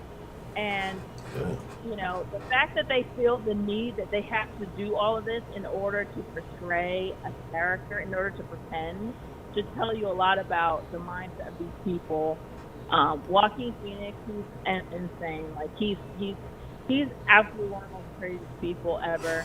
Like so many of these people, like that's what I'm saying. Like they really, like they're clinically, like so many of them are narcissists, borderline personality disorder. Like they're a bunch of crazy people. And like I know you said that you don't really know as much, but like I'm here.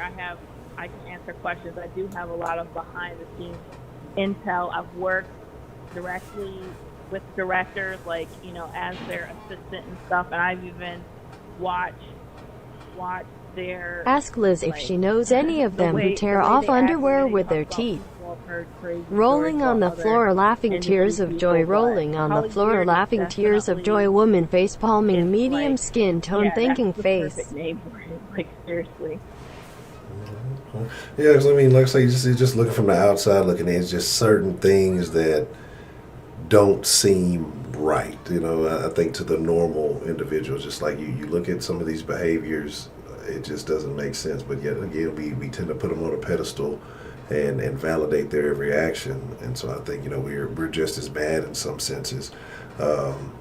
As they may be. They may be a product of the people. Honcho, say hi to young Poppy. And shout out to Miss Grace. Miss Grace is the dead matriarch, if you will. She's a wonderful woman. So shout out to Miss Grace, definitely. And I'm glad to have you. So definitely would love to talk to you more so about some of these things. I mean, anytime that you are available, I would definitely be interested in getting hearing some more stories or some more of your opinions on some of these topics related to Hollywood and what goes on behind the scenes.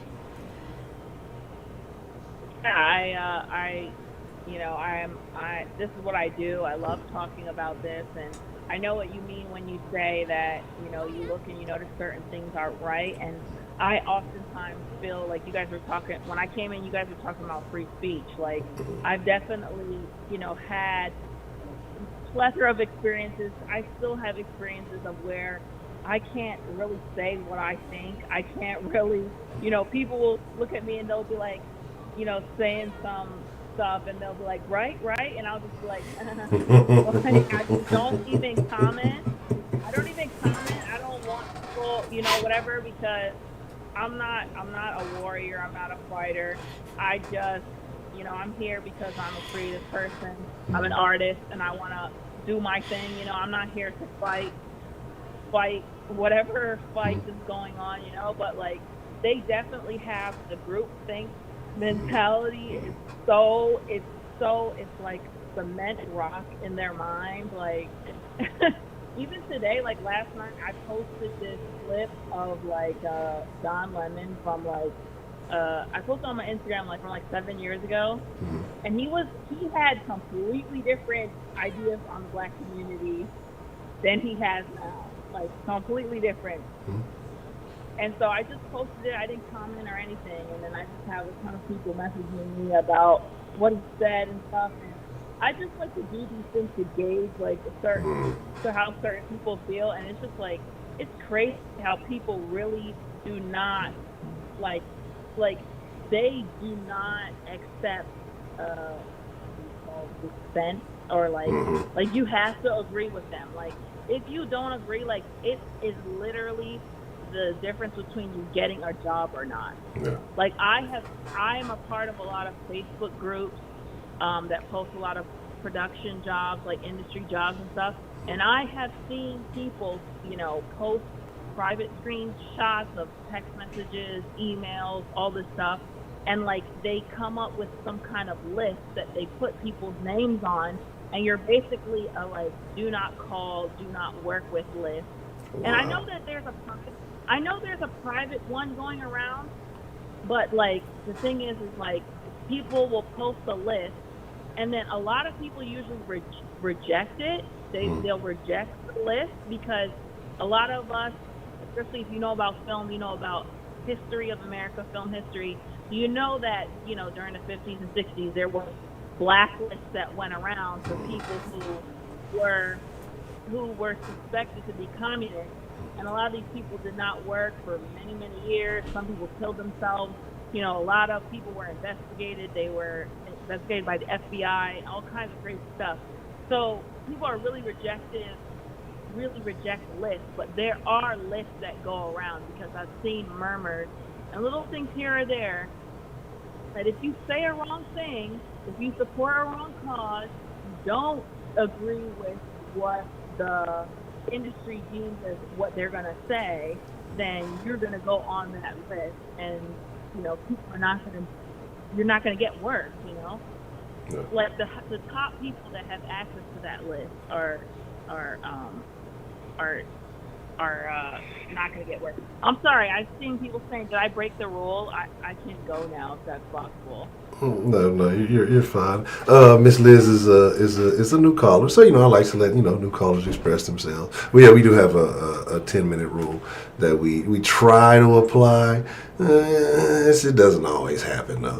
We've gone over a little bit, so I mean it's very interesting. So again, we got love for the first time caller, but you're sharing some very interesting stuff. So don't feel like you're constrained by the time or anything like that. No, I mean, if you have other people calling in, then, it's fine, but I great that don't come up the line. I'm like, oh, damn. No, because I mean, it looked like there was some space in between the calls, unless Trill's gonna call. But yeah, I agree with Mr. Loeb. I like Liz. I like Miss Liz already. And that's crazy because again, you're talking about people's livelihoods. Again, being able to feed their family, just to be able to work in an industry that that they've probably wanted to be in. And that because they don't agree with you, it's like say it's almost like that cancel culture thing. That we're going to put you on this list, or we're going to, let others know not to deal with you because you have your own opinions. And to me, that's kind of part of the problem. Like I say, that groupthink mentality. When you have this particular groupthink, and it's in an industry who controls all of the media, all of the stuff that's, getting pushed out to the masses. Like you can't help but feel like they're interjecting some of their own personal beliefs into a lot of this, and then that kind of has an impact on the rest of the country, and that's what bothers me more than anything. Yeah, it's very irritating. I'm sorry, I'm scrolling in your chat right now, but yeah,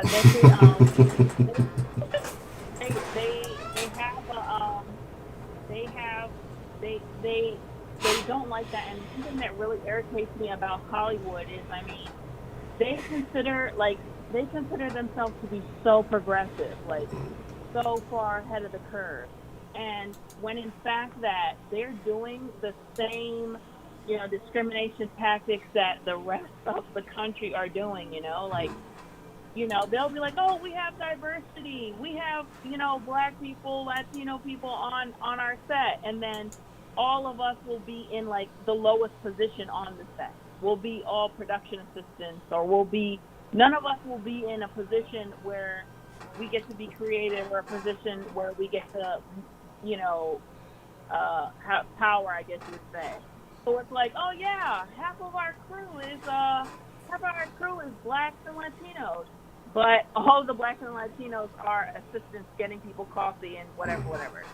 I mean, so it's like, it's very hypocritical of the stuff they do. Like, oh yeah, look, this movie has a person in the lead, but it's like only in the way that they want you to be. You know what I'm saying? Like, or this a black person a role after a white person that's been playing the role for 30 years. Then it's like, oh yeah, let's just put in let's put a Black person in there. I can't stand stuff like that. The remake with like, let's slap a Black person in it, and yeah, that's what it is. And yeah, it's just really frustrating like that. And especially because, like, obviously, Black people, Latinos, Asians, there's thousands upon thousands of years of history, thousands of stories to be told. But it's like the only stories that's getting told is like, written by a white person, the Black person playing. So it's just like they're just really phony. They have like a false sense of integration, or whatever you want to call it, that they want. So they're like, oh, look at us. We're the arbiter of truth. We're the arbiters of morality. We hate racism. We hate homophobia and all this stuff, and then they do the stuff that they do. It's just an act. They don't really actually care about all these things. And that's what I say. It's sketchy. Like, I don't know. What do you think it would take to change the culture of Hollywood, or do you think it's just way too deeply ingrained for anything to happen? People are telling me to hang up. Like, I don't get it. So this is what I mean by the den is a little different. My personal advice to anybody when you're on the phone line would to not read the chat while you're on the phone, because I'm like, I don't want to be like a phone hog or anything. I'm okay to go. Like, it's fine. You'd have to take a lot longer to break some of the records that have been set around here. Now, here's the den chat. Like, the den is full of wonderful people. I mean, some of the greatest people I've met. Yeah, no, it's okay. Like, I'm okay with being trolled. Yeah, but yeah, you definitely will. They will put you through the gauntlet if you let them. So, can you repeat your question again?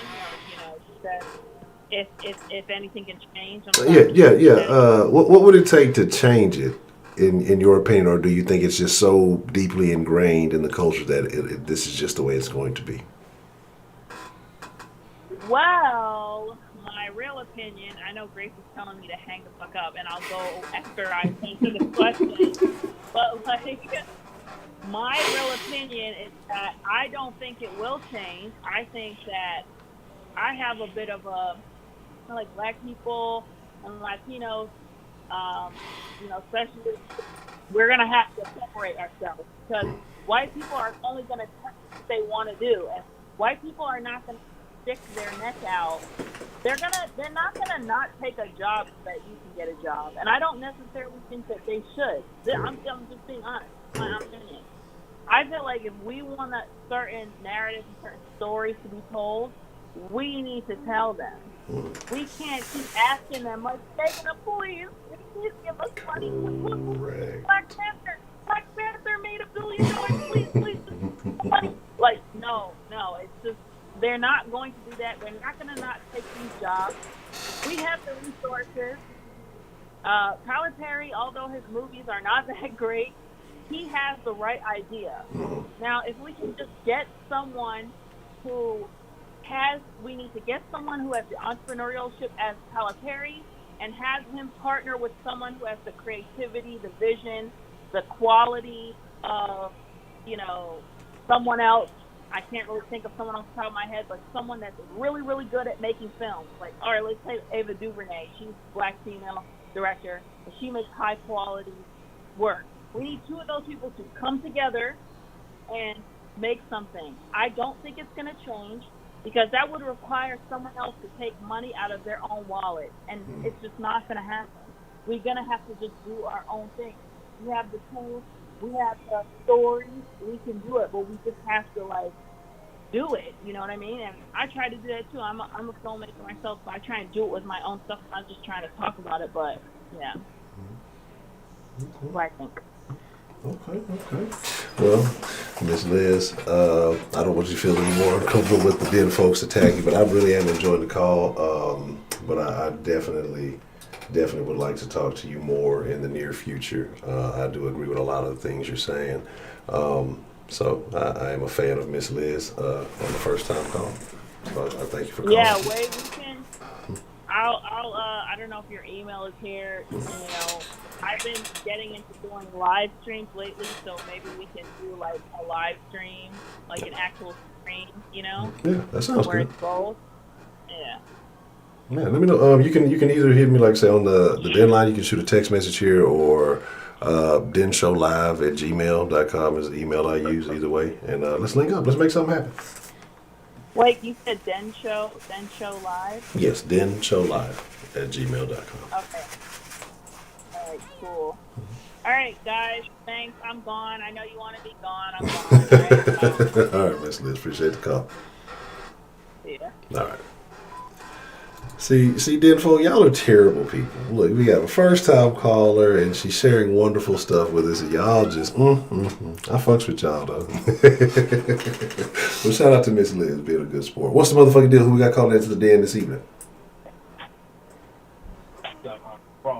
Frost, what's the motherfucking deal, man? What's on your mind, Mr. Frost? How do you feel about Hollywood and the weird goings-ons in the entertainment industry?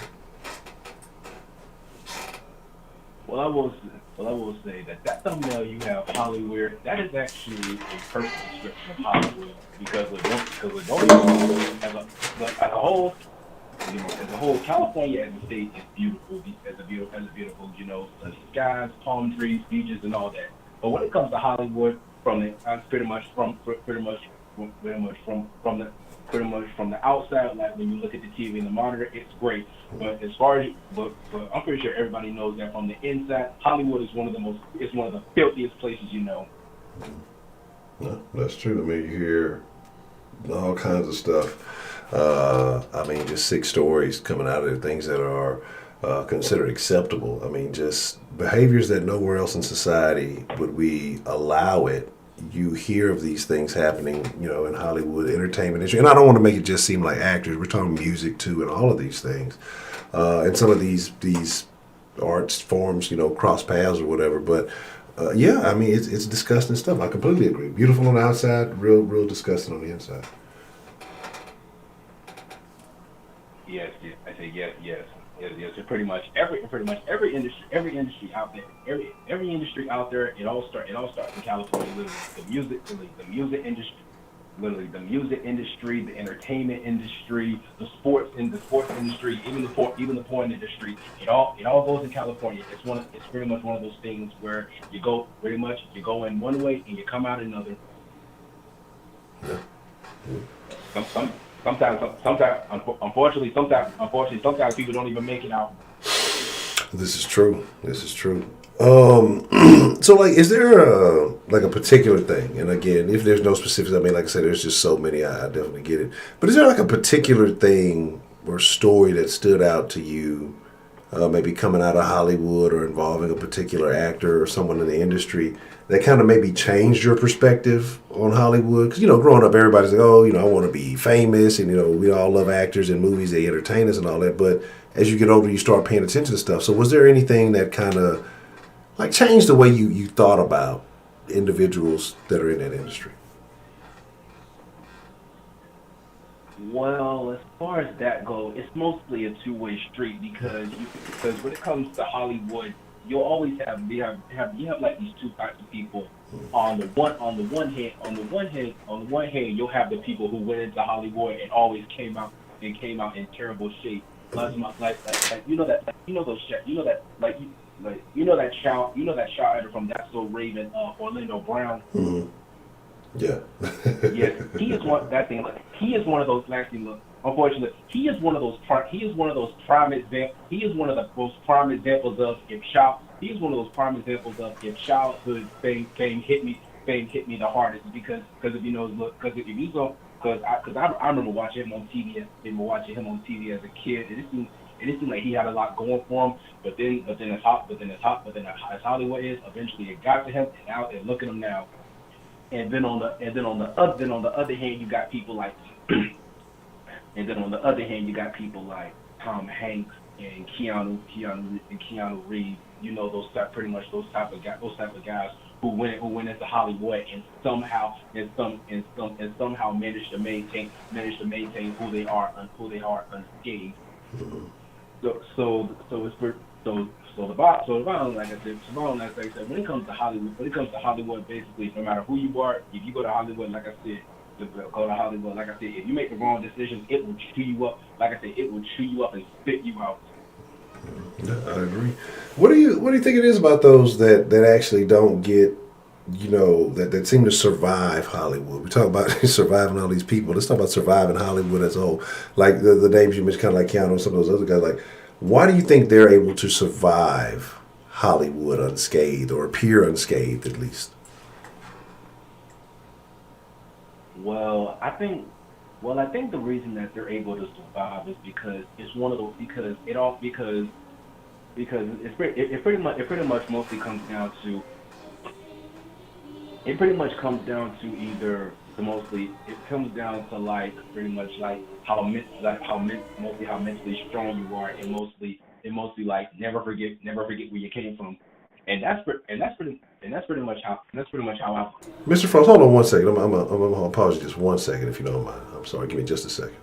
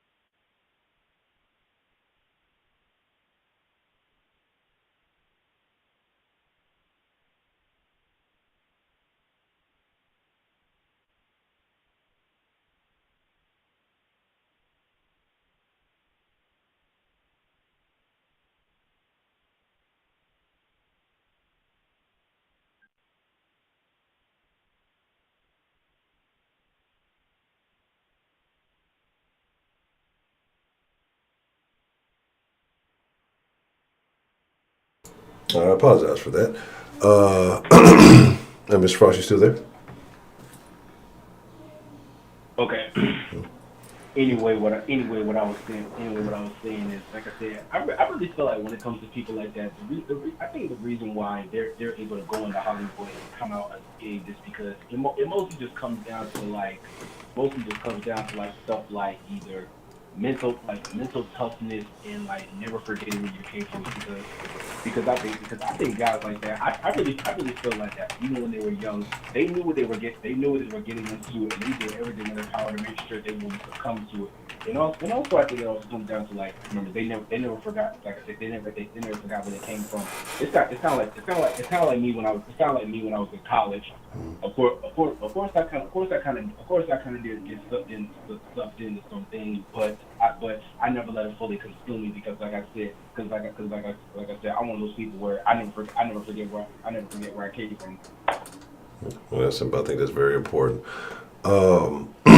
And I think that's kind of what goes into them too. And the actors I look at that seem to survive, like, those are the ones that you notice that you like never see on TMZ all the time, or all the crazy, like a person I look up to. And again, I could be wrong. He might be one of those that Miss Liz mentioned, but someone I think most people in the black community, when you talk about actors, Denzel Washington is a name that comes up, and you don't hear all of the craziness, the nonsense, the bullshit that goes on with Denzel that you hear with like a lot of these other crazy actors. But at the same time, like I say, you haven't heard the bullshit, you don't see the little side stories, and he seems to be relatively fine. Like, he seemed to be a commendable individual.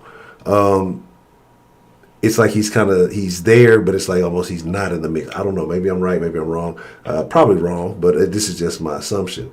I think those who succeed, like they work in Hollywood, but they don't seem to be Hollywood. If you get what I'm saying.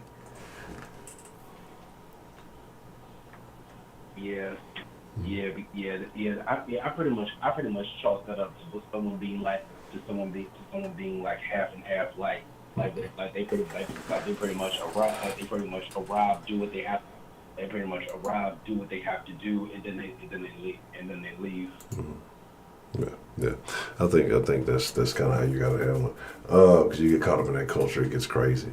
So like I said, with Hollywood being weird, you said it's kind of a two-way street with a lot of these things.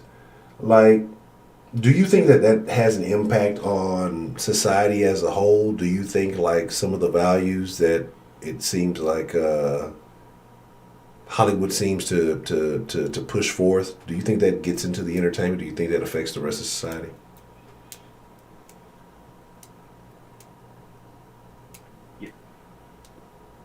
Yes, it does.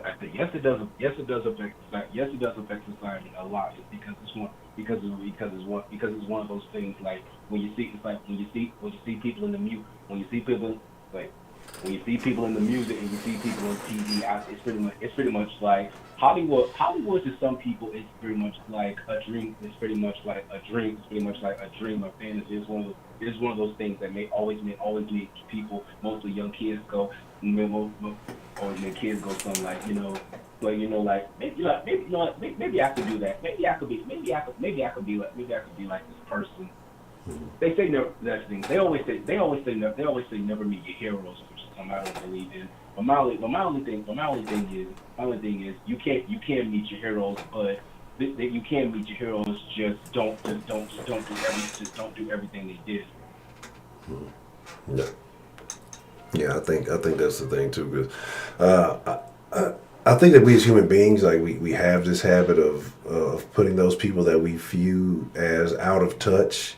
We give them these special powers and these special talents, like in our mind, and how you just said, don't meet your heroes. And I think what happens is, if you ever did, and you probably spent enough time around them, you'd realize, hey, these people are regular like me.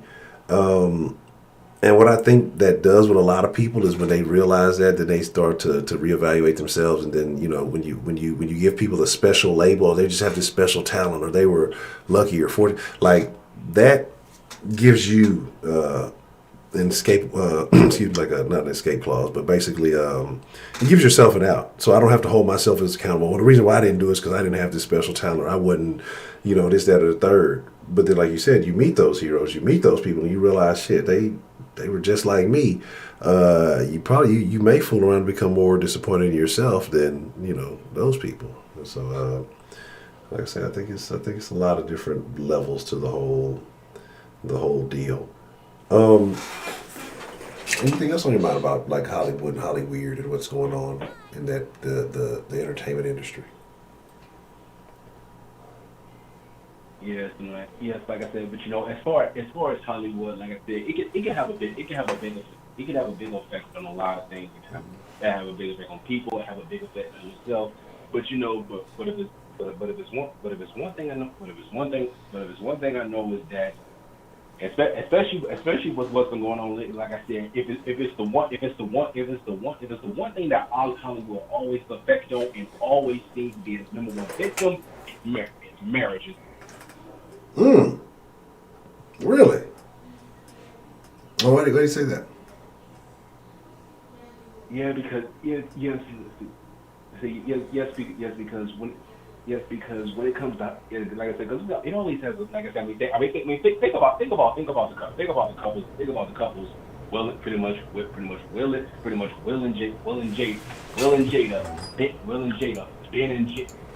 Jada, Ben and Jada, all those other people. When it comes to Hollywood, it seems like that's always the biggest victim because it's like pretty much you meet this. You feel like you meet this person. You're both big stars, and you just floating up in the clouds like, oh, this is great. I was like, oh, this is great. I love this person. I'm gonna live happily ever after. And then there always comes that one thing that it just ruins it all. Like that whole Will and Jada thing. They were living large, but guess what came along? All this stuff sitting here.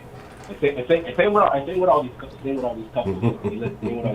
get married, they live happily ever after. You live large, you're both big stars, you're all up in the clouds, and then one thing comes along and all No, that was just an entanglement, though. So that wasn't really like a big thing. Just a slight entanglement. We brushed that under the rug. We ain't even gonna talk about that no more.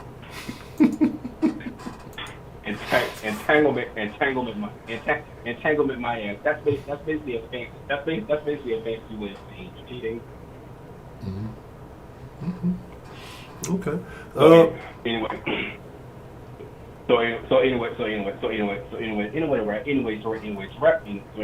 this up, like I said, I pretty much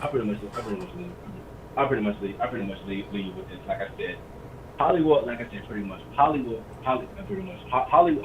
and all its time and day, even from its infancy, has claimed many victims You're gonna claim many victims, no matter who you are. So my only thing is basically, if you ever go to Hollywood one day, the only person, like I said, pretty much, it doesn't matter about the atmosphere. It doesn't matter about the bright lights. Pretty much, none of that is gonna change. The only person that can survive Hollywood is yourself and your willpower, and it's all up to you. Thanks for the call, Honch. All right, Frostman, I appreciate you calling in. You have a good evening, sir. All right. All right. You know, I was going to make Mr. Frost the last call because we reached the 2-hour mark. But I guess I'll take one more call. I guess I can take one more call. I guess this will be the last call of the evening before we slide into the Discord and have a good old time in the Discord. What's the motherfucking deal? Who we have calling into the den tonight? Hello. Who is this on the line? ¿Cómo está? No habla español. No hablo español. You hablo inglés. Un poquito. Just poco. Very little.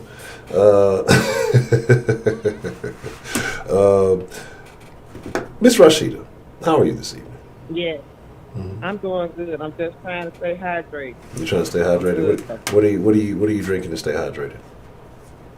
Just water. Matter of fact, let me take a sip right now. Okay, yeah. Take a sip. I don't want you passing out on the den line. Okay, I'm good now. Okay, you good? Okay. Yeah, I'm good. I'm glad you're good. I'm glad you're refreshed. You know, we don't want nobody, like I say, passing out. Anybody getting dehydrated. Never did. So, what are your thoughts, Miss Rashida, on Hollyweird, however you like to look at it, or your opinion on entanglements? What is the entanglement? I don't know. It's the hot word of the day. I'm trying to be like the cool kid, so I'm just using it because everybody else is. Well, don't be asking me those shit and you don't know what it is. But you got all the game. You be in the mix. You got all the juice, you know. So I figured you had the game. You could hit me to what was going on, you know. I thought you knew. I got no juice. I drink water. You know. Look, if the streets know, Rashida know. No, what I want to say before that is, why do you always tell the new people that the people in the den is so damn nice? You know that ain't true. Well, people in the den. They evil. They cut your damn throat. Especially in that chat. So that new lady, ma'am, please don't go in that chat. That was too late. Just read it. Don't go in there because they, well, shit. Anyway. They tell you to shred, but they don't mess around. The chat, I don't know. The chat has gotten nice. The chat has softened up a little bit. Stop lying. Stop. The chat has softened up a bit. The chat got more bitches than they ever been. No, they. 2020, yeah. No, they are much nicer now. My first time here 3 years ago, the chat was nice, but it was different people in there. Now you got a bunch of racists, a bunch of trolls, it's still a few nice people in there now, like Miss Bell. You can talk to her, and Sarah, and Miss Grace, and Only, and Sweetberry. That's probably who you need to stick to talking to. You use Sweetberry. Sweetberry, one of the worst ones. She been nice to you and steal your pistachios. Don't do Sweetberry. Sweetberry might steal your pistachios, but she ain't gonna say nothing rude to you. That's all she wants, your pistachio. If you step away from the pistachios, you all good. Y'all don't know Sweetberry like I know Sweetberry. You always been trying to talk about 2 years for the longest. I don't relax. She's quiet. She don't bother nobody. That's what y'all think. Oh, anyway, back on the subject of Hollywood. I think the money is good, Um, I ain't gonna say it makes them do their behavior, but it's definitely a contributing factor to why they do the shit they do. Like, it's so many of them that's like doing illegal shit overseas with young boys and stuff. You know what I mean? Like taking trips, child sex trafficking, and all that other kind of shit. And I don't know. Will Smith name came up and that shit shocked me.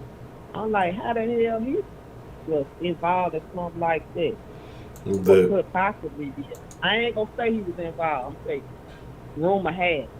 But I don't want no liability. But Will got a lot of money. He's in the truck he going.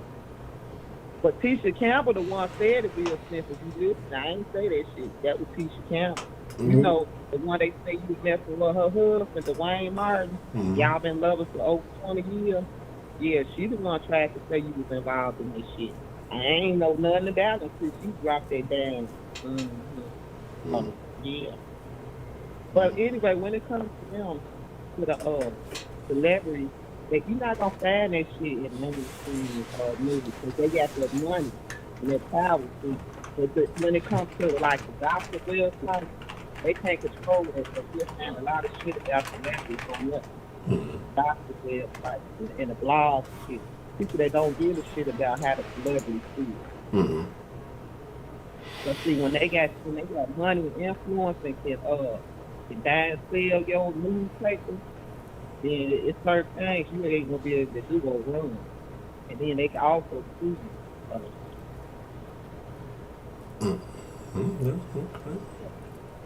Okay. And when you talking about the thing with these veilers, I heard about him and Santa Lakeland a long time ago. He had a belt. So we had a little dirt on his name too. Then he ain't been all 50 clean. Well, Denzel, that wasn't no affair. That was an entanglement. See, that's what I'm saying. You over there trying to put the dirt on this. No, it was an entanglement. He was entangled in the situation. I ain't seen no proof of no nothing. Miss Denzel ain't complaining. You know, Miss Denzel ain't complaining, so it's all good. Discord link. I'll drop that Discord link in there. And another thing I want to say to the black men, y'all have to excuse this because he ain't nothing but a troll. You know what I'm saying? 50 Cent. And what he said the other day on Lil Wayne podcast about he like they exotic women because black men are always angry.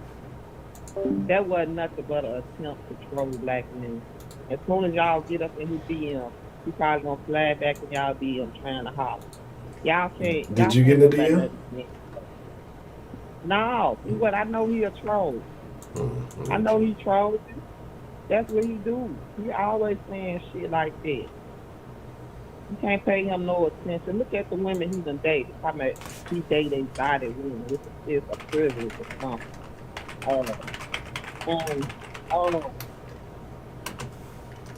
That's all I'm gonna say.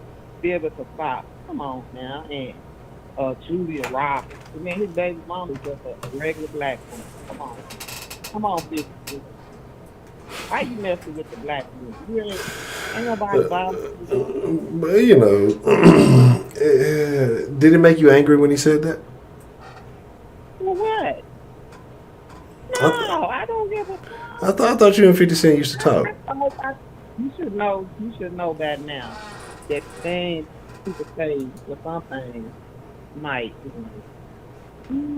irritate, small irritation, but getting angry and on the council 50 Cent. No, he's a troll. You know that. But maybe they don't know it, but yeah. Okay. But if that is his opinion, that's his opinion. He's entitled to have his opinion on things. And Lil Wayne ain't know what the hell was going on. Well, why Lil Wayne ain't know what was going on? Lil Wayne, I ain't gonna talk about Lil Wayne, but I actually like Lil Wayne. I I just pray for him that he get off all them drugs. Mm. Why you gotta be on drugs? So he is. Okay, that's true. He probably is on drugs, but We unlock him all up. Do them all. yeah, I ain't watched it, but I heard he had the show, the little podcast thing going on, so I hadn't really seen. I'll be honest, man. I've been out of the loop on a lot of shit. I've been into some other shit lately. You gave that new lady your email like you checked your email. When the last time you checked your email? You probably had 10,000 messages. Man, I checked that email today, as a matter of fact. Ma'am, you ain't gonna see your email probably till next month. I'm gonna check that So email. if you have a question, it's best for you to come back in again and ask your question in the chat, because he reads that and he reads an email. That's terrible. That's why I gave multiple options. I gave the option to utilize the text feature on the denline. You know what I want to ask you? Yes, ma'am. What's that? Why you don't never have no Q&A session like the other YouTubers do? I never have a Q&A session. I had a. They don't have to ask you no personal questions. I had an AMA before. It could just be questions like, how long you been doing YouTube? What are your goals? Just different things like that. I'm not saying like I'm like when you ain't talking about nothing, you just rambling to yourself like you did yesterday. Sometimes I'm a rambling man. But here's I did a Q&A, when I got out of jail. Nice ready to lie. Huh? Anyway. But I think it was in the Discord though. And they said Jada Pinkett Smith admitted that she had a entanglement. Yeah. Okay, but we're all have seen about her and Will married was on the rock. Okay. I got a question. For you, Miss Rashida. I want to know your honest opinion. Okay, knowing kind of what you know about Jada now, and I'm not saying it's good or bad, whatever they had going on, whatever they decided was whatever. But back in the day, Jada and Pac used to be kind of close, right? Yeah. You think Pac hit that? Yeah. I'm just wondering. She said it had never happened. She denied it, so I'm just curious about your thoughts. She denied the August Alsina thing too. At first, she denied August Alsina. She liked to deny shit. She probably ain't gonna admit it. Ain't gonna admit it if she get caught. That's how it go though. You deny until you just can't deny no more. You deny some more even then. You gotta. Even back then, Tupac was a lady. And it's possible that you could work with him and not feel like you wanted to what? You want to smash him or whatever, but I doubt it. She was single, wasn't she? I don't know. She married, baby.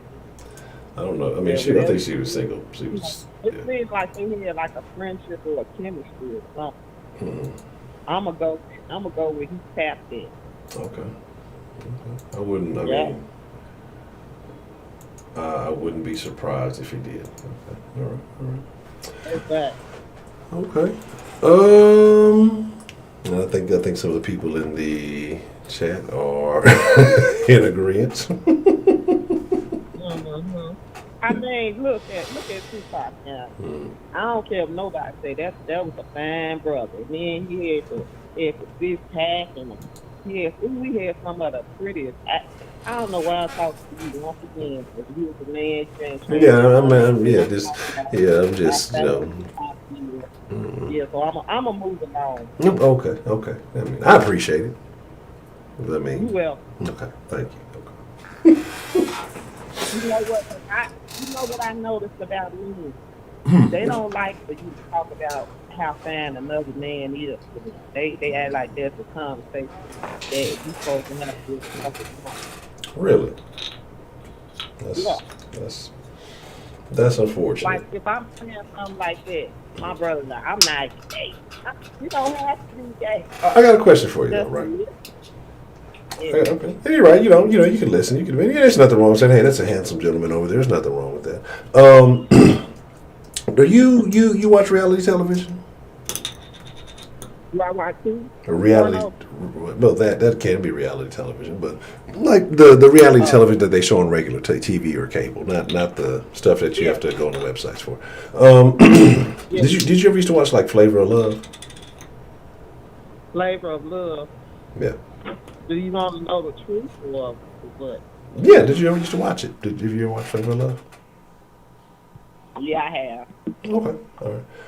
Who did you think was more attractive, Hoops or Boots? I thought Hoops. Why is that? I don't know. She just pretty to me. That's the same one that was dating Shaquille O'Neal for a little while. Yeah, I think so. Yeah. And then she had her reality show with her sister. Oh, she did. She's just a pretty woman to me. Okay. So I'm not in the LGBT community either. For people that saying, "Oh, Rashida like the lady," no, Rashida don't like the lady. I can acknowledge another woman.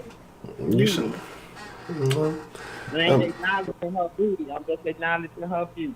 But what if the beauty is in the booty? But that's for you to look at, not me.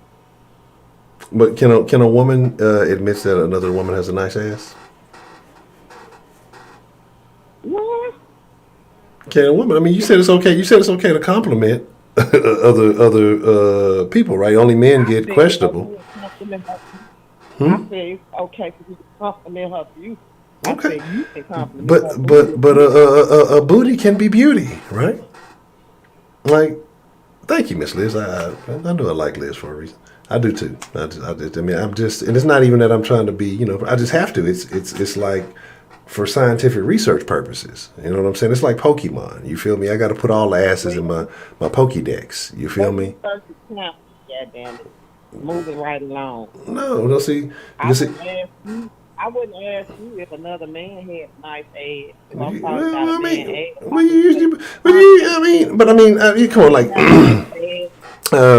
an ass is a feature that women. But here's the thing. Okay.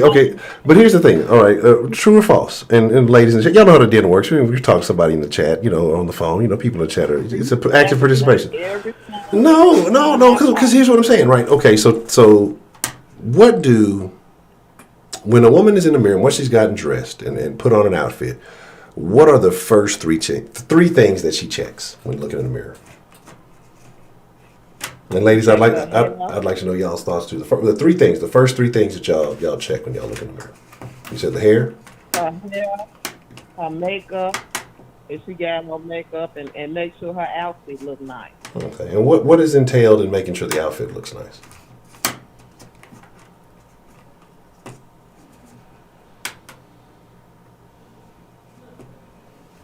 Make sure it's clean and not wrinkled. Look nice. You look nice. I mean, I don't know.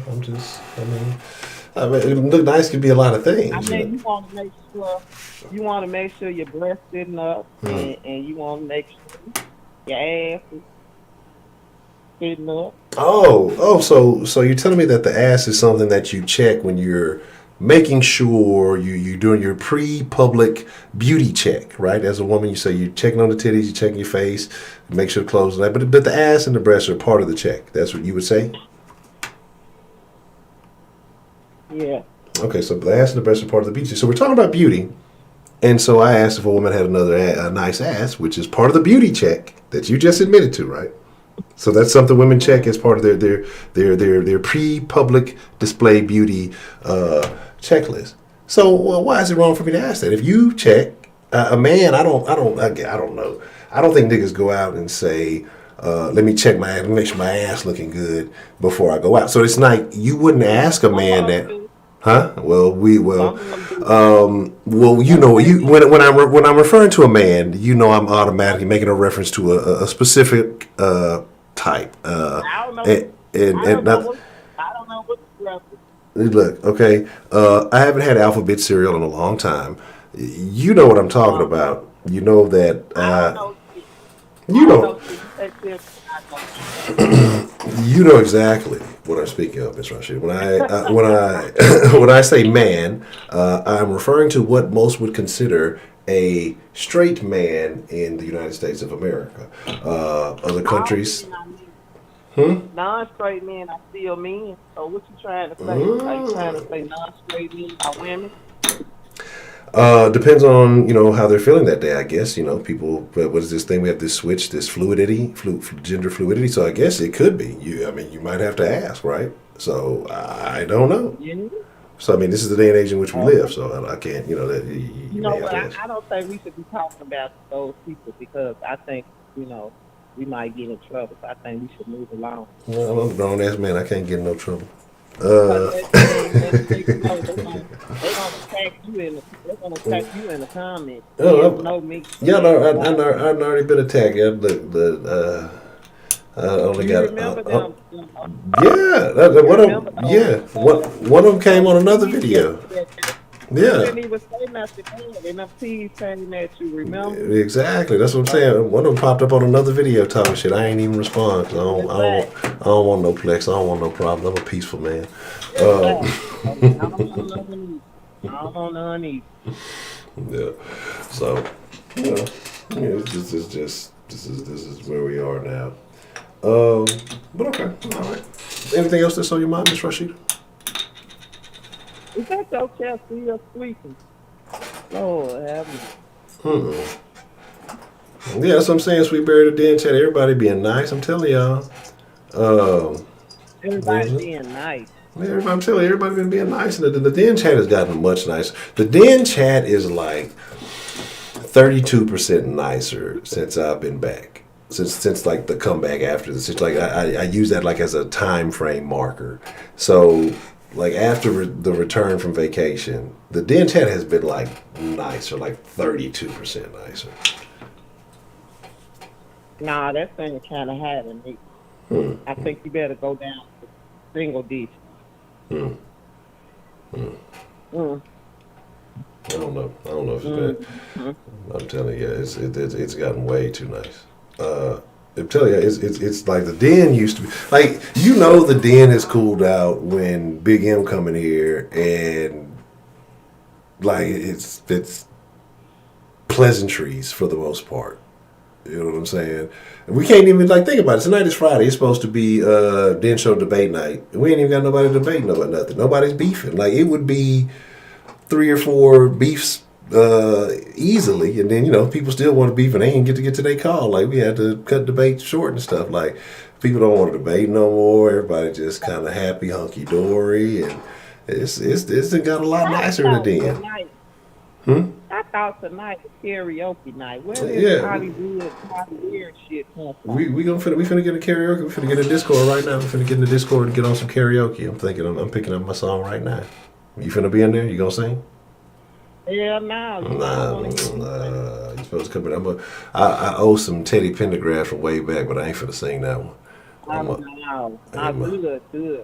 Save it for the Discord. Yeah. I'm gonna save it for the Discord. That'll help your voice. Okay. Well, I appreciate it. I'm gonna drink some sleepy time tea. If I drink some sleepy time tea, will that help? You need to drink some hot tea. I need to drink some hot tea. It's gonna be hot. Yeah, it's gonna be hot. It's gonna be the hot sleepy time tea though. That's gonna work. I guess. With the little berry. We don't annoy nobody. I guess you be good. It's the kind of like with the bear, he be wearing the pajamas and shit. That should be working sometimes. You know what? You need some music too. That helps. I'm telling you, I'm having music. Because that's why we're gonna do it in the Discord, so you can actually play the music. Because got the little bot in the Discord that play the music, so that way you can karaoke along with it. We ain't got to worry about no nonsense from YouTube. So. Okay, well, I guess y'all gonna have a nice time. You and the 3 other people that's gonna come in there. Okay, well, yeah, me and the other 3 folks that coming in, we gonna party, so we gonna turn it up. Since you ain't gonna show up, we gonna talk about you too. Damn right, I don't care what y'all say about me. I understand. Okay. All right. Well, that's a bet. Well, Miss Rashida, if you don't have anything else, we're gonna get ready to wind it down. And You ain't finna win. yeah, we winded. Like, what's that thing? What's that shit? Them little monkeys with the fucking cymbals. Yeah, we winded it. We ain't winding them up. We winded it down. I've been sitting on this man wait damn near 2 hours. 2 hours. Yeah. Oh. You better give me all my pistachios too. 2 hours. I don't know about 2 hours. I mean, there was some points where there was a little gap in the phone line. Nobody was calling in. I was feeling lonely. And nobody wanted to talk to me. I thought I was going to have to talk to myself all show again. You know, I don't know. You say you was waiting 2 hours. Because yesterday you was talking to yourself. I was like, damn, I need to hang up on him. Well, you was going to hang up on... Oh, okay.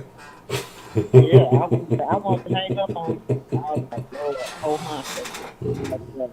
Going on and on and on.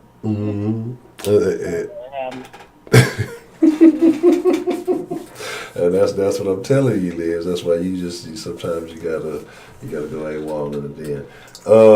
But yes, Miss Rashida, you know as much as I mean, if you would just come into the Discord, come into the Discord, and we can continue the conversation. You know what? You know what I'm finna go, cause you really just trying to put on the show like shit just all cool. What are you talking? This is literally what I'm supposed to be doing. It's the Dan show. I'm supposed to put on a show. What else am I supposed to be doing right now? Man.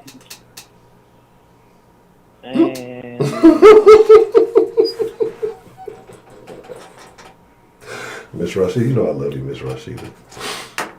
You my favorite person from Chicago. I think I'm the only person you know from Chicago, so I can't. No, you know Chicago, Mike. Well, that ain't like it's no tough competition. Hey, Chicago Mike was cool, man. You know, he just disappeared. You gotta put the word out for him for me. You gotta find him for me. I'm glad he did that because he did way too much. And if you don't know who Chicago Mike is, you don't want to know. Yes, you do. I don't even work. Chicago Mike was a legend in the den. I think he's probably the only person that had people actually ready to pull up on him and whoop his ass. Man. I mean, he even had Nick Roman ready to get his ass. I mean, come on, Roman don't bother nobody. Roman was about to get grounded behind Chicago Mike a while ago. I was like, God damn. I mean, they were on his ass that day.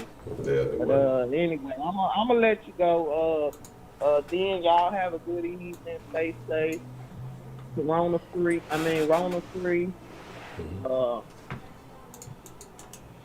don't know. Honcho trying to rush me off the phone so he can go sing or howl or whatever he said call himself in and do. Probably. Oh no, I'm really about to go now. Yeah, y'all. Hate, unnecessary hating, man. You said unnecessary hate. Oh my God. Okay. If you say so, whatever you say, Paul. All right, Miss Rashida, I appreciate your call, ma'am. And as always, you know I enjoyed the conversation. Of course you did. Yes, I did. God damn that shit. I'll come. You know what? What's the address for again?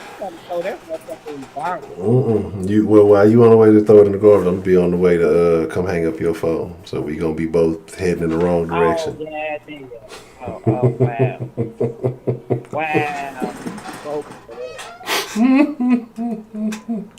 Wow, you ready to hang my phone? Okay. Do you like it? Yeah. I can't curse you out, folks. You have a good evening. I really was ready to say no, don't do it like that. I can't go there with you, so I'm just going to move along and go on about my business. Okay, well, I do appreciate that. All right, Miss Rashida, you have a good evening. You too. Bye-bye. All right. I know some more folks want to get in because I've seen a couple more missed calls, but I did say that was going to be the last call. Because, there's supposed to be a 2-hour show.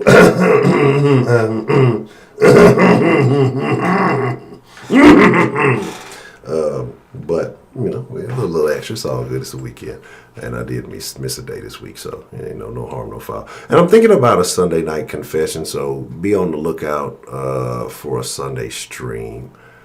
Tentatively, I'll let y'all know in the Discord. For those of you who don't know, after the stream, we go into the Discord, we have a conversation. You can be in the voice chat, the text chat, whatever it may be. All the den folk who want to, we all get together and chop it up. Like I said, we're gonna try to do the karaoke thing in the Discord after this. There's a bot in the Discord that plays, whatever music you want. So we'll just kind of work out, I guess the order or whatever. And let's get it. Y'all want to have a good time? We'll be in there. I'll definitely pick a song or two to sing, as bad as it may be. So I'll put the link in there one more time. I think I just put it in there, but I'll put it in there one more time. And make sure you're following all the proper socials. Ed Honcho HTX on Instagram, Twitter, Den Show Live, and Facebook. All the links for the channel that you need are in the description below if you need to contact whatever it may be. If you send anything to like the P.O. Box, whatever, I'm going to be changing that soon. Like I said, I gotta find a spot where there's like no fucking post office P.O. boxes over here. And, well, I gotta do some other shenanigans to do some other stuff. So, but with that being said, man, I do appreciate all y'all. Thank you to all the callers, everybody who called in tonight. Everybody who tried to call in tonight. And I know I didn't get to everybody, so I apologize for that. But we'll be in the Discord, like I'm already in there right now. So as soon as we get off of this, and after that, we get a little karaoke in and Mixer Crew. I'll be showing y'all some love sometime this evening, even if it's a little bit later or whenever. We'll have some mixer action tonight. So with that being said, make sure I didn't forget anything. Man, I appreciate y'all. I really do. I thank y'all. I thank y'all for being here. Y'all could be anywhere in the world, especially during these unprecedented times as we're yo-yoing back and forth to lockdowns, unlock masks, and everything else that's happening. Y'all be safe out there. Y'all stay safe. I appreciate you being here. You ain't got to go home. I'm inviting you to the Discord, but you got to get the fuck up out of here. It's your boy Honcho, man. I am out.